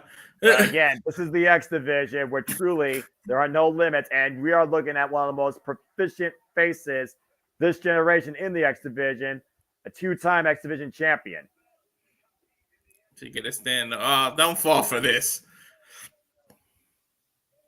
Never trust a politician, right, Noah? Accurate. There you go. A little bit of disrespect by Ace Austin, showing basically Mustafa Ali his hand. Oh, and met with a headbutt. Yeah, Austin then curled up in the corner now. Again, disrespect matches disrespect, I suppose, when you look at these two individuals with their track records. Missed the back elbow strike on Ali, picking up speed. Now floats over and goes to the outside. Oh, wow! By Ace Austin, catches Ali on the outside. Oh, and Ace staring at the security. And Secret Service. And I don't get paid by the hour. Do they become a factor in this match tonight? Still to see. Well, again, we saw last night how they came a factor. We've also seen countless times before how they came a factor. And Ali flies with a tope suicida out, drove himself, though, on the barricade. Ouch. Go for broke. At Windy City Ride, Mustafa Ali busted himself open against Ruma Takahashi doing that very move. But he still got the win in the end. Mustafa Ali tells you how much that TNA X Division title means to him. So when it means that much to you, you got to go all out. And to your point again, Tyler can only his hands via pinfall submission side of the ring. Referee admonishing both competitors here. Paige starting her 10 count. It's giving him a little bit of leeway, but she does have the count going. And of course, last time Ace Austin held the X Division Championship was when he won it in a triple threat match against Speedball Mike Bailey and Trey Miguel. Yeah. Ace sliding in and out, resetting the count here. So both men are still on the outside. And pop up. Ali lands on the apron. Now goes up to the second rope. Looking to fly out of the corner. Oh, man! Wow, what a tornado DDT. On the floor, crown first. As we get a shot of the personal security of Ali. Yeah, you spent the special security to actually clap. Take a look at the replay, though. Snap reflex. Oh, man. Just real quick, I want to make mention a note. If you're wondering why we don't have a graphic, folks, it's because they kept changing the matches on the fly today. So that's why I don't have a graphic for this updated matchup. Carry on. Yeah, but again, people know. And also, be sure to update the ticker also to keep people informed of the results, man, also. Yeah. Got a chance. This is awesome. Again, the X Division always are the show stealers. They are the pace. Shit. Are we actually doing that? I thought we weren't doing that no more. I don't know anymore. I'm just figuring about what we've done in the past. I don't know. We're evolving like TNA's evolving, all right? Besides, I always talk about what the match results are before the main event. And theoretically, there's only one match left after this. Exactly. It's our semi-main, and right now Ace Austin in a world of trouble. They embraced him against the apron, and Mustafa Ali using the apron literally to his advantage across the throat of Ace Austin.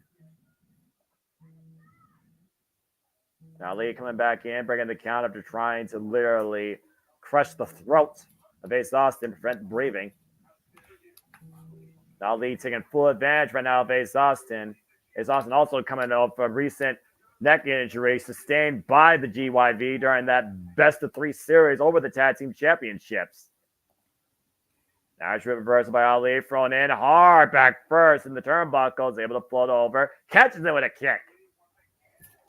Jeez, feels right on the ear, and the round through net breaker. is heading out to retain the title, hooked in her leg. And somehow Ace grabs the back of his head, kicks out at 1. You see right now, Walter, how Ali is working over the back of the head and the neck of Ace Austin. You see him favoring it right now, constantly grasping it. Yeah, he's found the target, and he's going after it over and over again. It looks like Ali might be going to the well once again. The rope. Oh, my God! Clothesline! Ouch! What a clothesline! The house of cards fall up, stacking Ali's head and dropping him face first on the mat, now trying to work up Ali's neck. Now, both of these men might have a bad neck. Yeah. You still see, though, back elbow strike. Ace Austin grasping the side of his head and neck with every sense of offense that he's throwing. Off the second, catches Ali with the DDT. We just talked.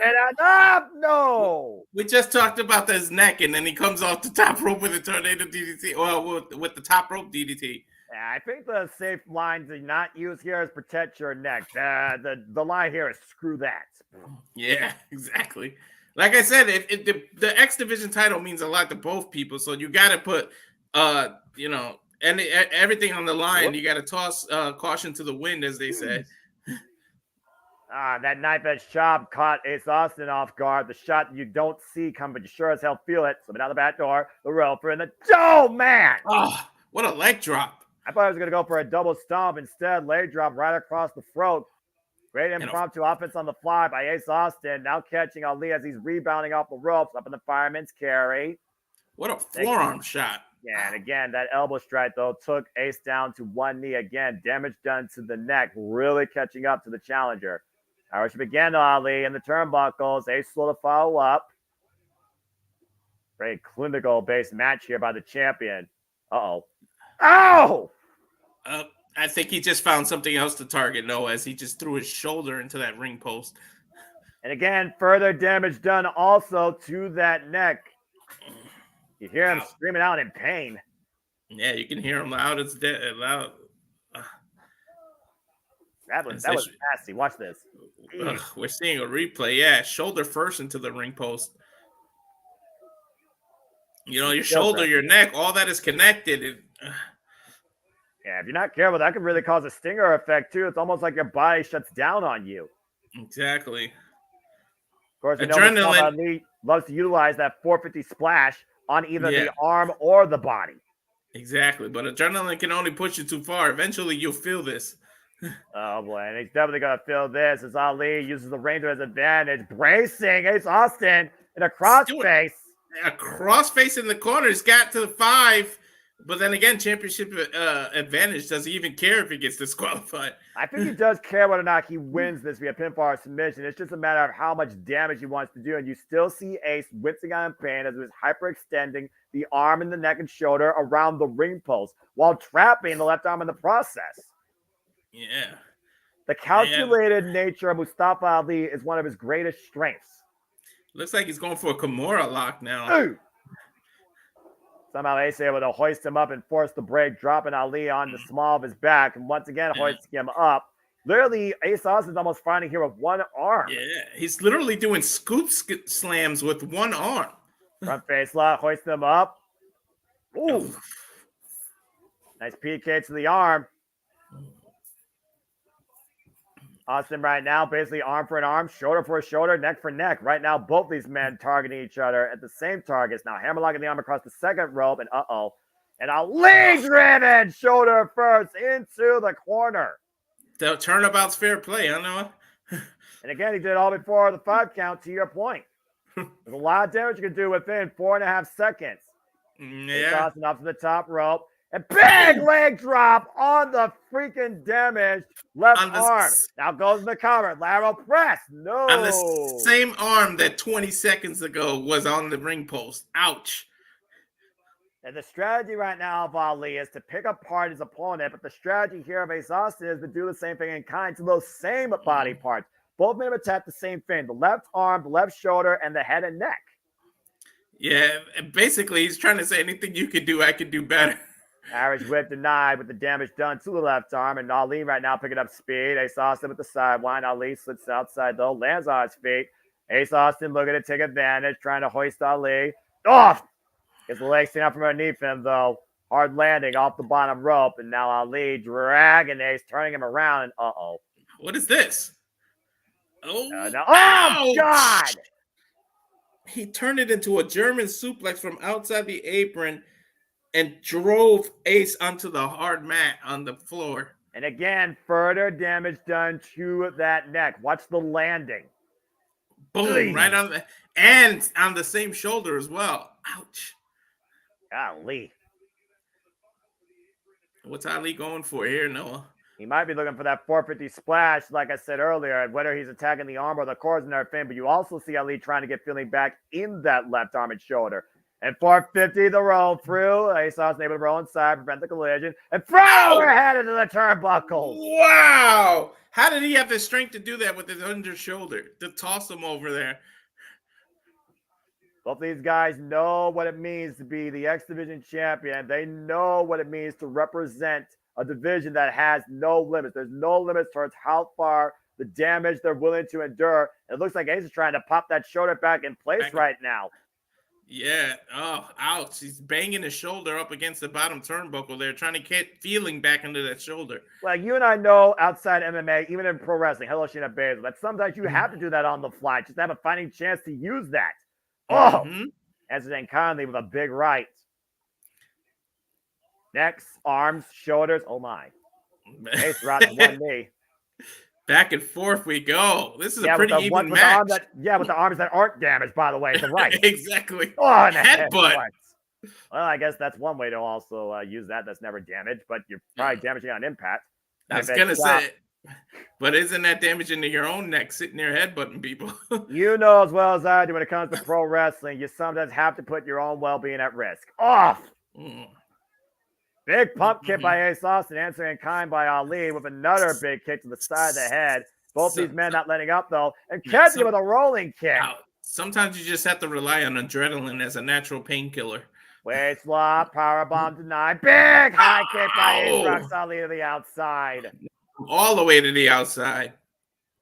But he did land on his feet.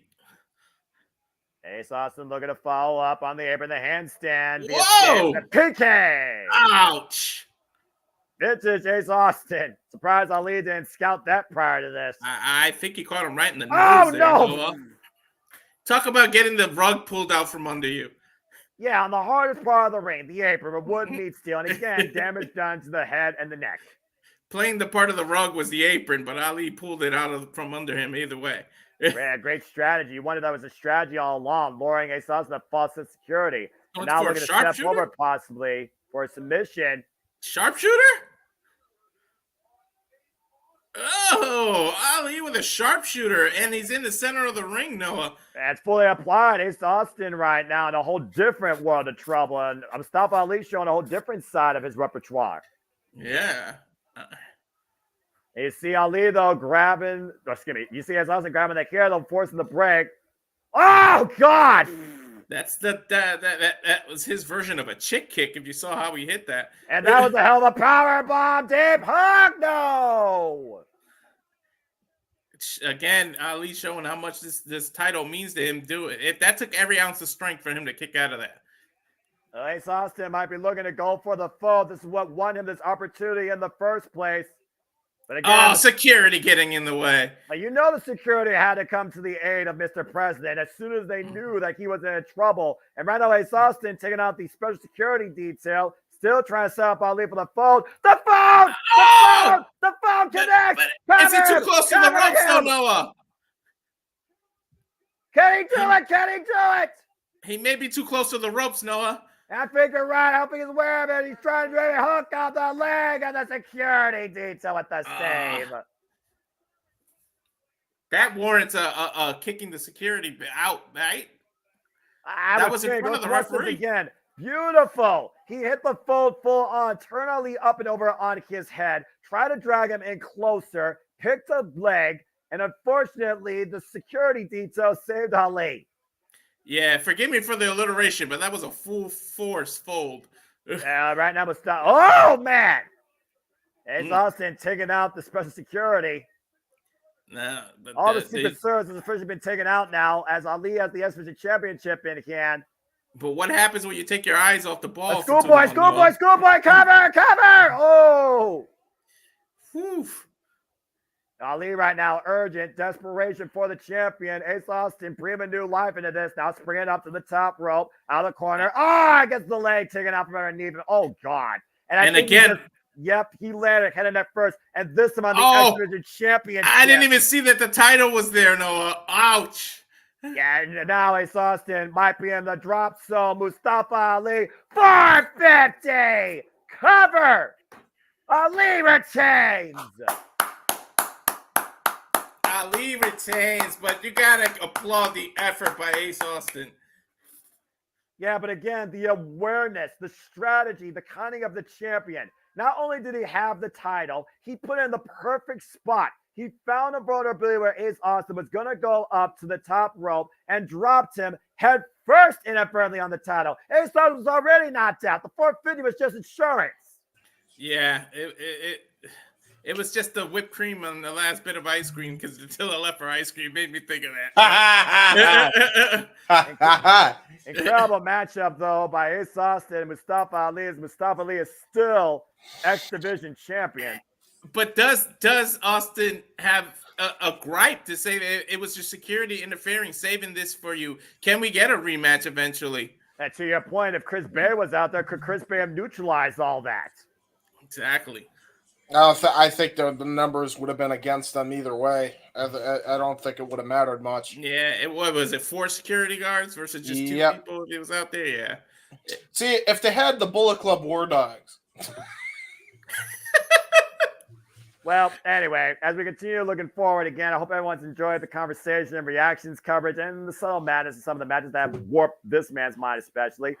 Please like, subscribe, comment, and tell a friend as we get ready for our main event. And again, the next time we'll be covering TNA Impact for you all here. We'll be against all odds when they go to Chicago. And that'll be Friday, June 14th, as TNA Wrestling presents Against All Odds from the Cesaro Stadium, the same arena that, of course, hosts Bound for Glory last year in the fall. And, of course, we have Will Ospreay versus Speedo Mike Bailey, the TNA match of the year. Then following that, the next time we're on pay-per-view for TNA will be, again, Slammiversary, Saturday, July 20th. And they will be in Montreal, Quebec, Canada, from the Verdun Auditorium. And I'm looking very forward to, of course, that show. As again, I went there in 2021, one of my favorite things I've ever done in my life. Very curious to see what history has forged. As we get ready for our main event, with the system now stronger than ever, holding all the gold, can Matt Hardy and Speedball Mountain summon the 7 deities needed from the Hardy compound and delete the system? As we're ready, our main event. Well, Matt's got to delete something. He's got to delete some coding in the system. No, I was going to say, we just saw Mustafa Ali, and does he play a key role when they broadcast from Chicago? Is the X Division going to be on display? As we all know, he's a former Chicago PD, so he's from Chicago. So does he play a major part in that? I would say so. Again, he's the face of the X Division. James, you have any further thoughts regarding anything? No, not much. Just run down the card quick since I forgot we were even doing the ticker thing. Yeah, I'll be glad to. For those that wonder, as we're getting ready for our main event here, of course, we start off in the countdown with the FBI getting the win in tag team action. Rhino beat somebody, the BSK. Thank you, Paul. Yes. We had Disney a championship match impromptu as the Laredo Kid defended the gold successfully against KC Navarro. We kicked things off as Eric Young and Josh Alexander beat Frank Kazarian and Steve Macklin. We, of course, saw Jake Something take on Something in Rich Swann, and Rich Swann got the win thanks to interference by AJ Francis despite People's Choice Cody Dino trying to neutralize the disqualification call. It is what it is in that situation, folks. We also have, I still can't believe it, new TNA Knockouts World Tag Team Champions as the system holds all the gold. Alicia Harris finally wins her first championship accolade, and Monster Slammers is once again now a 3-time TNA Knockouts World Tag Team Champion. We also saw here tonight the Battle of Beauties and Beasts, quite literally, as PCO and Jordan Grace was able to beat Khan and Steph Lander. And in the match that warped everybody's mind, Ash by Elegance did beat Jessica Havoc. By hook by hook or crook. My friend said worst match all year. And we also saw Judge, of course, win his singles match against Zachary Wentz.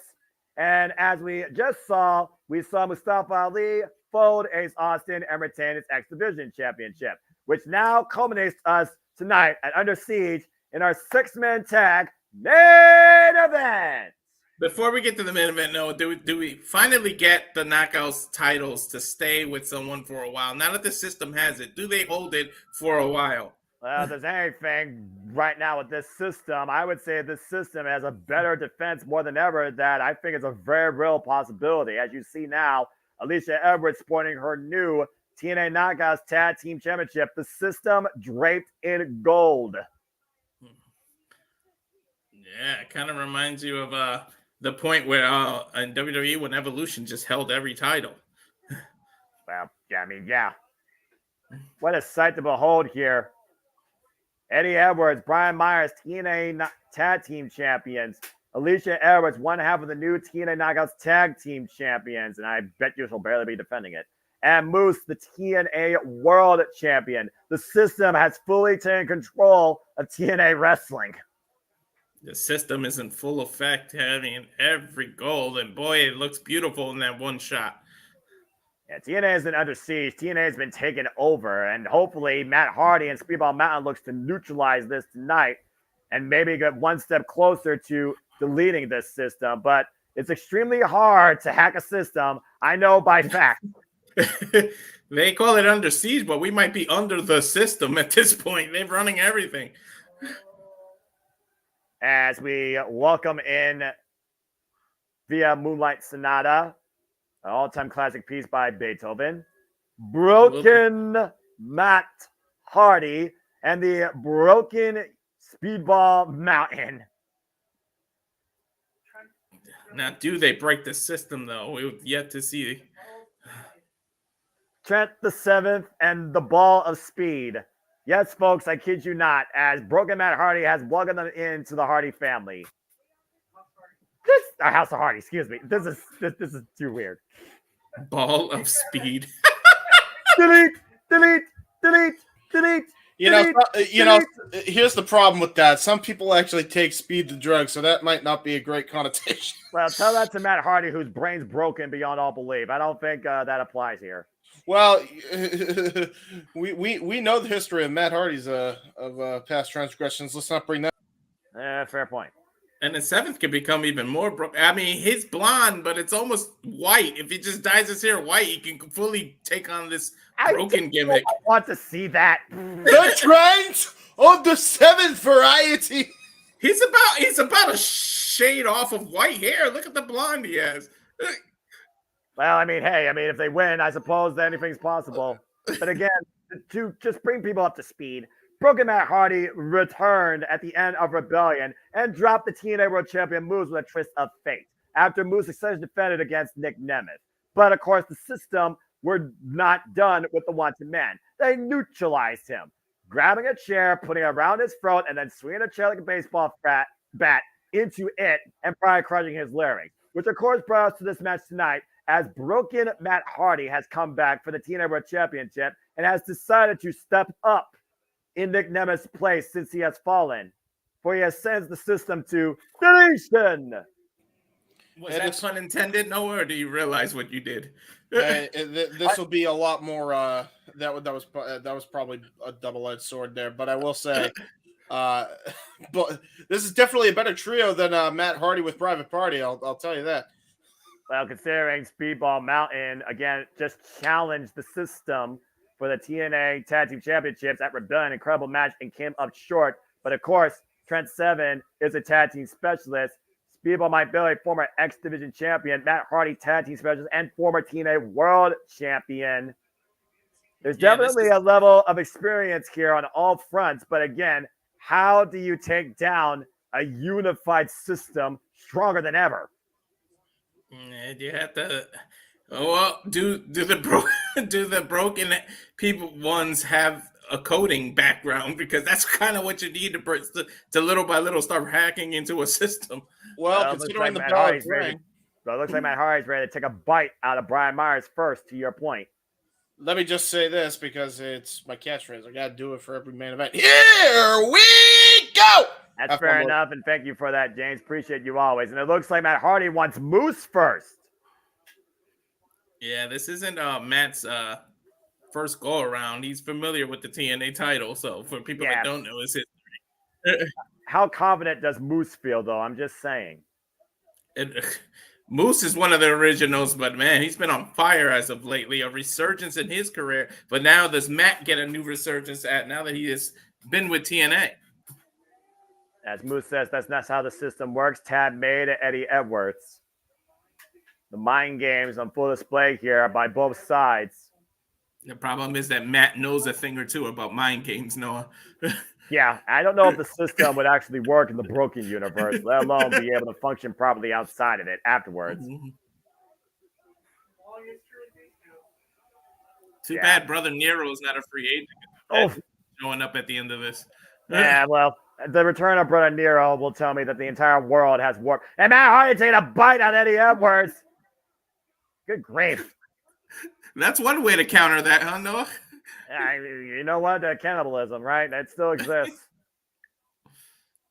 I wouldn't put that past broken Matt Hardy either. Yeah, Eddie Edwards with the side headlock here. The shoulder block by Matt Hardy to Eddie Edwards, neutralizing one half of the TNA Tag Team Champions. He's got him straddled on the ropes there. And catapults broke first in the second. Ouch. Tag. It tagged to Trent 7. That's one way to crush a man's larynx. It tagged to Speedball. Quick tags here right now. A little bit of trios offense with the double back elbow strikes. Speedball with the PK. Full fist in the face. And what's this? And Trent with this. Whoa! Good cohesion here. And Speedball gets a 1 count. What a cohesive unit here. This match just screams weird. That's all I gotta say. Front thrust by Eddie Edwards to Speedball. That'll neutralize you. I'm here for it, though. Tag. Bring on the weird. Bring on the weird. Dare to be different. unless you're asked by elegance. Dare to be stupid. Anyway. I mean, with the history of broken Matt Hardy, do we think anything's weird when it comes to this man? I guess it's part of that, so I guess that's fair, Sandy, but don't give Eddie Edwards ideas. Jumping elbow strike though by Eddie Edwards, miscue though as he stabbed against Brian Myers and Trent 7 and Matt Hardy and Speedball. Oh, Matt Hardy down. What is this? Oh, emotion. Shout out to the Hardy boys there. And right now, Speedball Mountain and Matt Hardy in firm control of the system. But again, I got to talk about Alicia Edwards is a commodity. She is the asset. She is the X factor. She knows what to get involved to make sure that the system has control or regains it. Right now, they're hitting control. They're controlling the match, so they're hitting control and alt. Do we get the delete at the end? If Speedball hits this, you might be one step closer towards that key being hit. Speedball perched up in the top corner. Midway. Brian Myers able to scout, though. Love the kick, though. Speedball with a nice trip up. Uh-oh. And I'm just so happy God! I'm just happy that Speedball gets to be in the main event. Who, for me personally, he was the MVP of TNA last year. And he still very could be that, but right now he might be the fall guy. And a 2 count after that ridiculous slam. What do you think he got him, Noah? About 8 feet in the air there? Give or take on this former NFL linebacker. Oh, my gosh. Crazy cool. Good to see you. And again, everybody, hope that everyone's enjoying the conversation. Thanks for tuning in to our channel, as we are continuing our coverage here, the main event of Under Siege. Doing very well, my friend. I hope everyone else is doing well. And again, here's Remember with Mia. We just want to encourage you just to live and enjoy wrestling. All the wrestling. All professional wrestling. All the companies. Did 17 get weird? Moose tags himself out here. I knew it was going to happen eventually. I just knew some cameo was going to happen eventually here. The cover here was a 2 count. It's it's just one of those things where I look at this unique tandem, a Speedball Mountain, and now you got Broken Matt Hardy influencing Speedball Mountain. I mean, honestly, Broken Matt Hardy might be the type of experience they need to become TNA Tag Team Champs. But at this point, how do you break the system down first? Do you go directly after the World Championship? Do you try and take the World Tag Team Championships? Or at this point, do you take the TNA Knockouts Tag Team Championships? Which one do you approach first? Like, what's your first step in breaking a system? Who knows? You got to get somebody to figure out the system. I guess you would go after the tag first, because who's going to go directly after the world champion? Well, Matt Hardy, Matt Hardy's been asking for Moose, and speed of which Moose is now legal. Yeah. To stop. Broke Speed Mountain. What a name. Broken Speed Mountain. Good grief almighty. Well, better than Brokeback Mountain. Back to the feed as we are here at our main event. What? And Alicia Edwards. Oh, look at this. Alicia Edwards taking advantage of the outside. Just literally grabbed on Bailey across the bottom row, but a cheap shot. You're able to talk. This is a main event already? Yep. Yes. Yeah, I missed a lot then. Yes, you have. Yes, you have. Irish whip. Hard Irish whip. The speedball in the corner by Moose. Moose mocking. Real quick, I know he lost, but I definitely would love to see Ace Austin versus Mustafa Ali part 2. I need a part 2. Yeah, it was a very good match. And again, I do feel like why TNA is under siege. TNA is under a change, a renaissance. And right now it's being led by the system. But I do wonder what it means for the rest of the TNA roster. And Speedball Mountain right now lining up moves with these lightning fast strikes, catching him with the last one. Side of the ear, rocking Moose down to a knee. I do feel like Ace Austin has validity in asking for a rematch, because if it wasn't for the security, he very well could have had a... what a choke slam. Holy hell. And dragged by his mullet. That's the system corner. Tad to Eddie Edwards. The system has been isolating Speedball Mike for the better part of 10 minutes now. Well, that's how the system works. I mean, you literally have heard it verbatim every time they're in freaking trios action. That's how the system works. Well, it might as well be a handicap. Don't you mean the ball of speed, not speedball? The ball speed. I am not the broken voice of the Jeff Bishop Network. All right. Broken Noah. Broken Noah. Good Lord Almighty. That'll be the day I freaking get a giant electric weave in my hair and wear a robe versus a suit. Whoa, snap German. Don't give him any ideas. We had to break the system a little bit as we got me on commentary tonight. I'm saying, delete Noah. Good grief. The day my mind gets deleted is the day I lose my sanity and sobriety. Just driven in the corner. Ball speed. Damn it, speed ball. Ouch. Yeah. And Speedball Mike Bailey is in desperate need of a tap. Been involved in this match for quite a bit of time here. Whip thrown again into the turnbuckle pads. Moose showing off here. Takes a cheap shot. And now Moose. Runs into a kick, and Speedball on the second rope, trying to take Moose, and Moose, Moose too strong.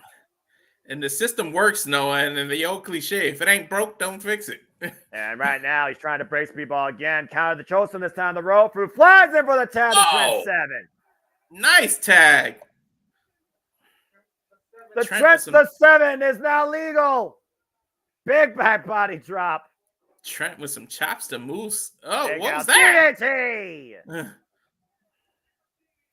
Snap DDT, cover, hook the leg, and a 2 count. Nice kick out. And right now, Trent 7, what's he looking for here? No. Don't you go. Whoa! No. Came up empty, attempted whisper in the wind almost. Yeah. First we saw poetry in motion, and now sort of a whisper in the wind. I will say, I really like the matching attire that both teams are wearing. Yeah, well, again, one's a broken front. The other one is a united front working on all cylinders. And there's no tag options now for Trent 7. Isolated by the system. Nice double team here. Oh, God, sit out. Powerbomb cover. Hook of the leg and a 2 count. Is Eddie even the legal man? He is the legal man. Yes, I'm actually tracking it, believe it or not.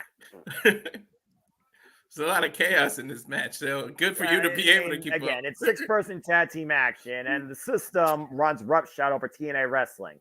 And this is the system we're supposed to trust. I thought you didn't trust the system. I don't. I still don't. I trust the system. How do you trust this system with their antics? I trust the system, and I believe in Joe Henry.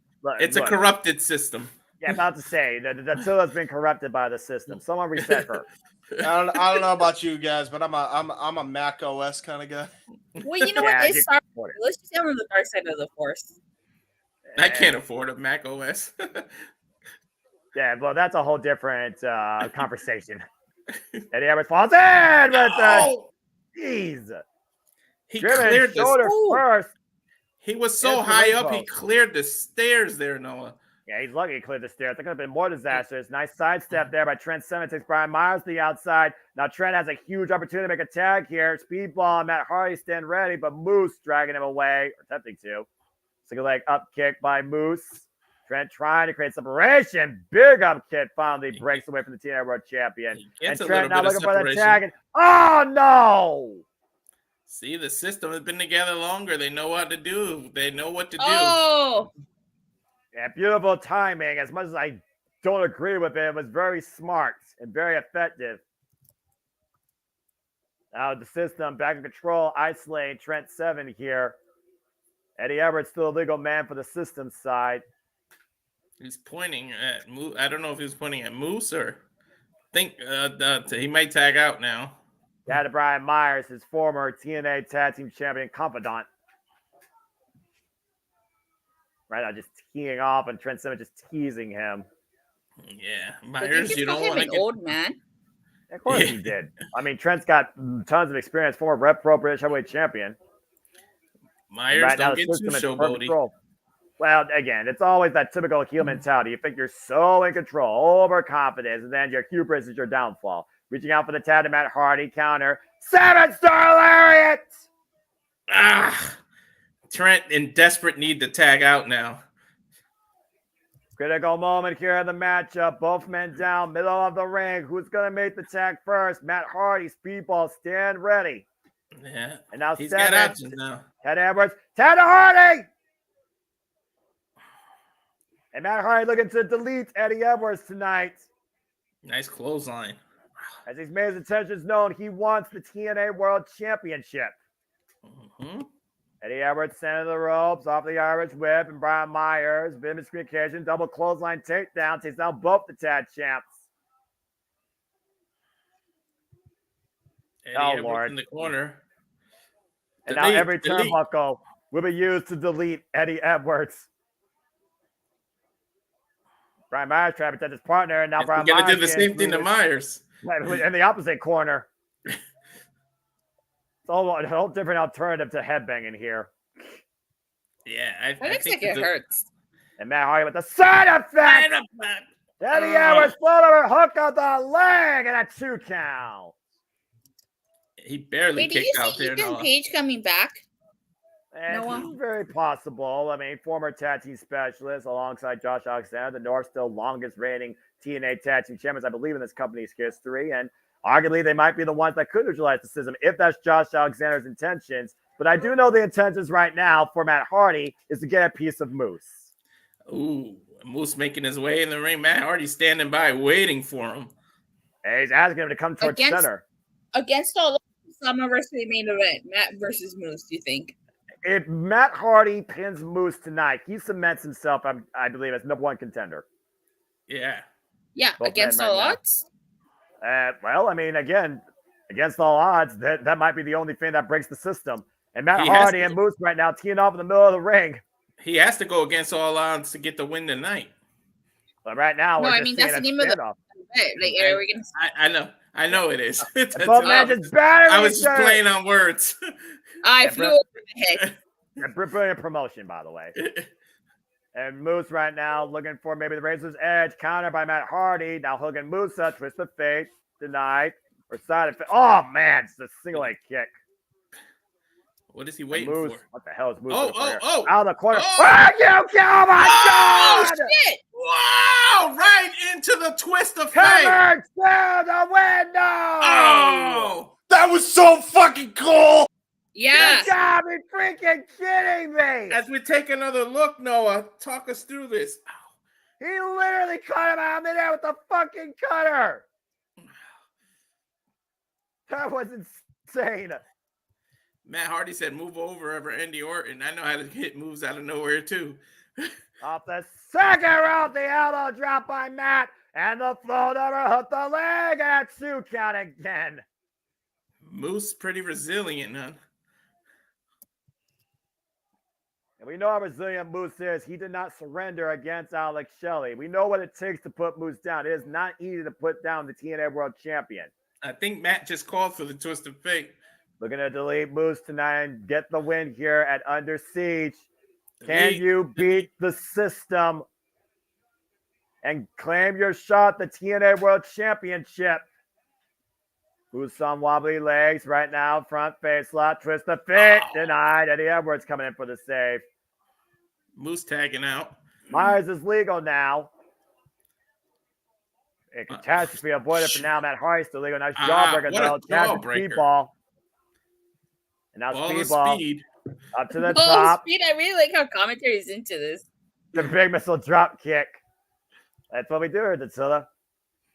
And you know that. Again, you're the one that colors and tells the story. I'm just the one that does the play-by-play. And I see Speedball right now rolling in with the kick. That cyclone kick beautifully executed. Eddie Edwards, though, trying to play defense. Speedball meet him at the pass off the second rope. Oh, my God! Caught him with the spear! Mid-air spear. Is it enough here to win it Under Siege? No! Perfect timing. Desperate timing, honestly. That spear slowed down. Woo. That spear slowed down the ball of speed there. Yeah. How close was that fall, though? About 2 3/4. Human car right there in the middle of the ring. See, even Datilla's dog gets excited. Chance of this is awesome here. Sorry about that, you guys. The dog thinks it's awesome. It's okay. The system right now, though, in full control once again. All 3 men of the opposition down. Brian Myers, Eddie Edwards, and Moose looking to take advantage. All 6 men in the ring now. What are they going for, Noah? Looks like maybe triple Razor's Edge here. Oh, wait a minute. Bop and bang and trio synergy. Uh-oh. Triple twist of fate? A triple twist of fate? Trio twist of fate. Have the system been deleted? Go for the cover. What are you guys doing? I don't even know who's legal.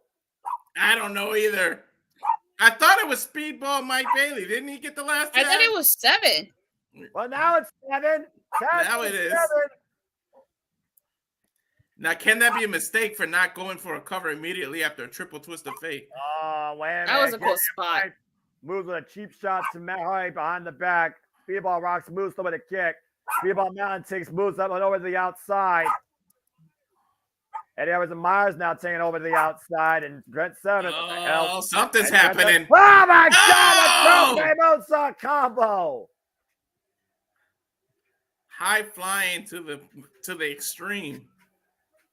Total nonstop action. All the risks taken as the system's been neutralized for now. This is why I love TNA. Damn it. This is why it's my favorite promotion. There are bodies screwed everywhere in and out the ringside area. Is the ref even counting at this point? Well, you got to at this point. Everyone's down the outside, including the 2 legal men. But he's also got to reestablish control. And moves. Oh, the pump kick. With a pump kick. On another one. Oh, and Speedball Razor's Edge up by Moose. Oh, dear God. Oh! He literally slingshotted. And Moose right now just taking over. And it's about a Trent 7. 2 slingshots on the outside into the ropes. And another kick to Matt. Moose another has single-handedly wiped out the entire opposition. I think Moose is going for a table here, Noah. Yeah, to your point, I think Moose has had enough of this broken madness. Watch out, Jake. I thought you didn't do broken, Noah. Because I'm too stable for my own good. I think Moose is looking to delete the Matt Hardy and the Speedball Mountain. I mean, I don't know how you regain control at this point. The referee literally showing a ton of leniency here. I think I'll be back. No, you're fine. Who's legal, Trent? Well, it doesn't matter right now. Moose is looking to delete Matt Hardy. And Matt again buying the hand of Moose. And driving Moose spine first into the ring post. Hey, Matt, Noah, I guess you can bite the hand. Splits the feet on the floor. The world champ is down. What a match. And somehow Matt Hardy has risen.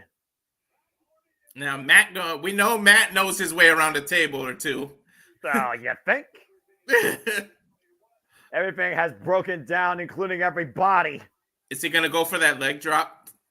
I don't know what's going for that warped, broken mind of Matt Hardy. I think he's going to leg drop that he does off the rope. Oh, no. No, Matt. No, Matt. If you go for broke here, you will be broken.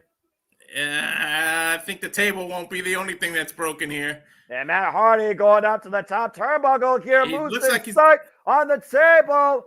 Is he giving some and instructions? Matt Hardy. Oh, God!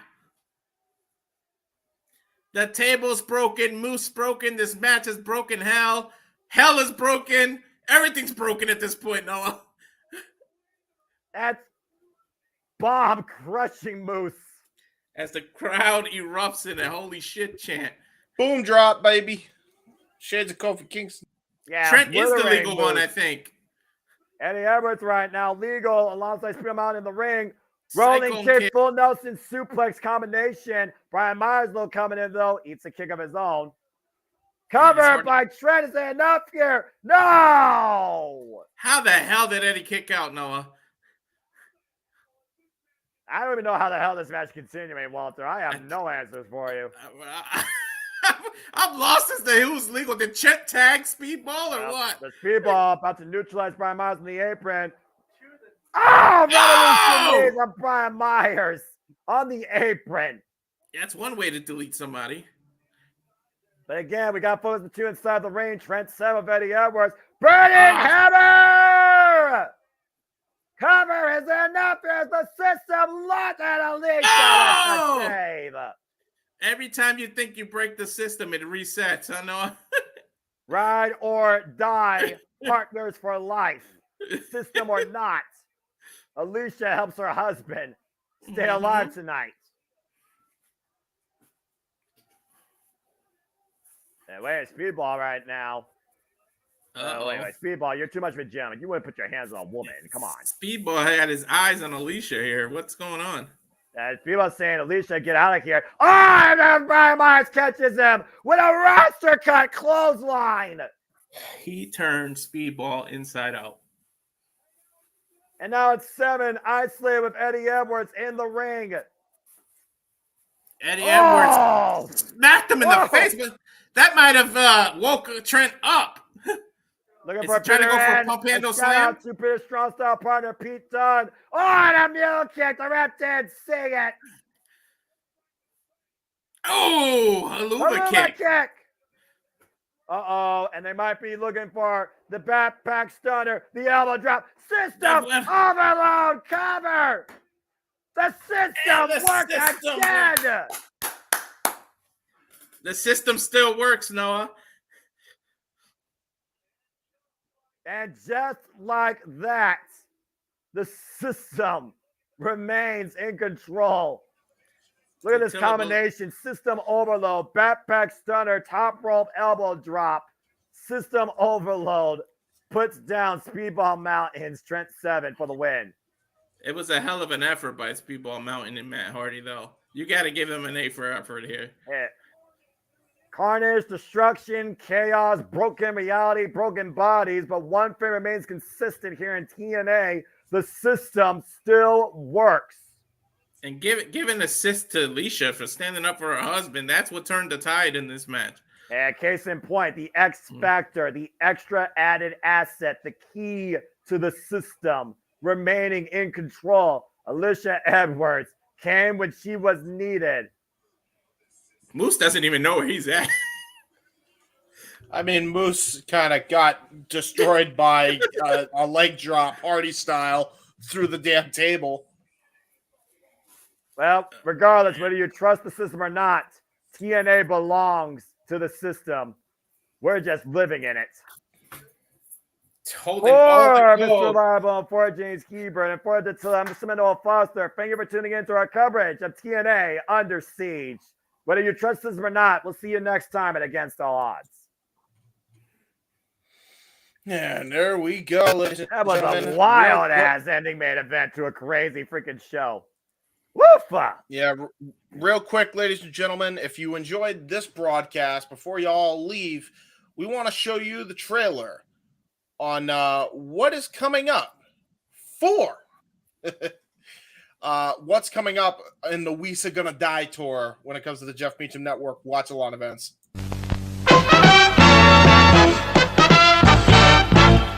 And now, preview time. So let's take a look at what's coming your way.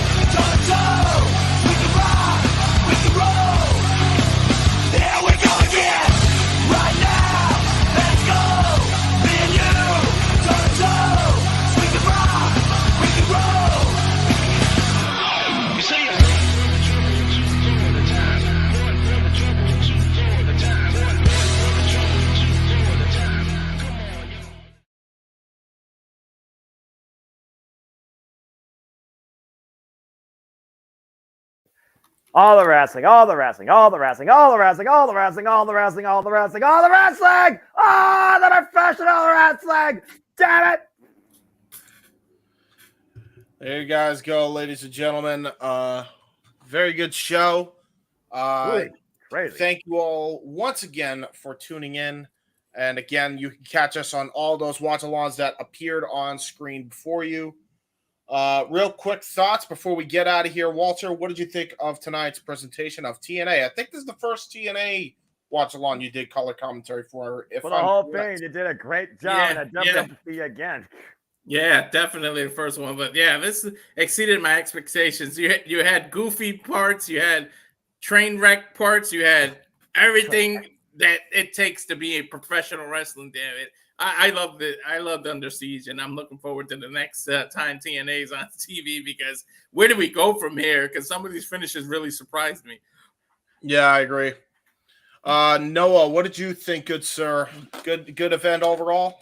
And like I always say, TNA truly has been that one true original stand to the testament of time alternative in professional wrestling, and they did again tonight. Sometimes unpredictability is not a bad thing, and boy was it that across the board. Boy did I mess with a lot of my predictions tonight. Oh well, I absolutely enjoyed it, and at this point, the only one question remains: what can take down the system, if anything? Exactly. Who's got the virus that can finally take the Trojan virus that can take down the system? Yeah, now they hold all the gold, quite literally, except for the Knockouts World Championship. But Alicia's now a champion. There you go, ladies and gentlemen. We will find out when it comes to the next TNA watch along. But until then, tomorrow will be our next watch along coverage. Noah Foster will be back on call with the Renegade of Wrestling, JJ Williams, for Backlash in France tomorrow. 9:00 a.m. for that poor fucker at Pacific Standard Time, and 12:00 p.m. Eastern Standard Time for Noah Foster, a more reasonable time, because East Coast time is the best time. Sorry, JJ. And we also have another special. We have a special between JJ, Noah, and I. Depending on when Backlash end, but we are going to predict the future of each the major titles of each company. So just stay tuned for that as well. We also have right after that a NoDQ.com Jeff Meacham Network collaboration, a recap by Jeff Meacham Network. He will be taking over the Mending the Fences while Aaron is away. He will not be covering the Backlash recap. So it will be on NoDQ.com. Following that will be the Dads, not always on wrestling, ranking the saga and top 10 characters in a galaxy far, far away. Retro double feature, all leading into our open mic and game night Star Wars trivia in the style of Jeopardy, Saturday, May 4th, and May the 4th be with you. 11 o'clock p.m. Eastern Standard Time, 8 o'clock p.m. Pacific Standard Time. And with that being said, ladies and gentlemen, Noah, please take us out of here as you always do. Well, folks, whether you trust the system, I hope you trust us to keep you engaged, entertained, and informed on all things professional wrestling. Thank you for tuning into another live watching the event. For as always, I do this simply because I am nothing more but a simple man and a lifelong fan of professional wrestling.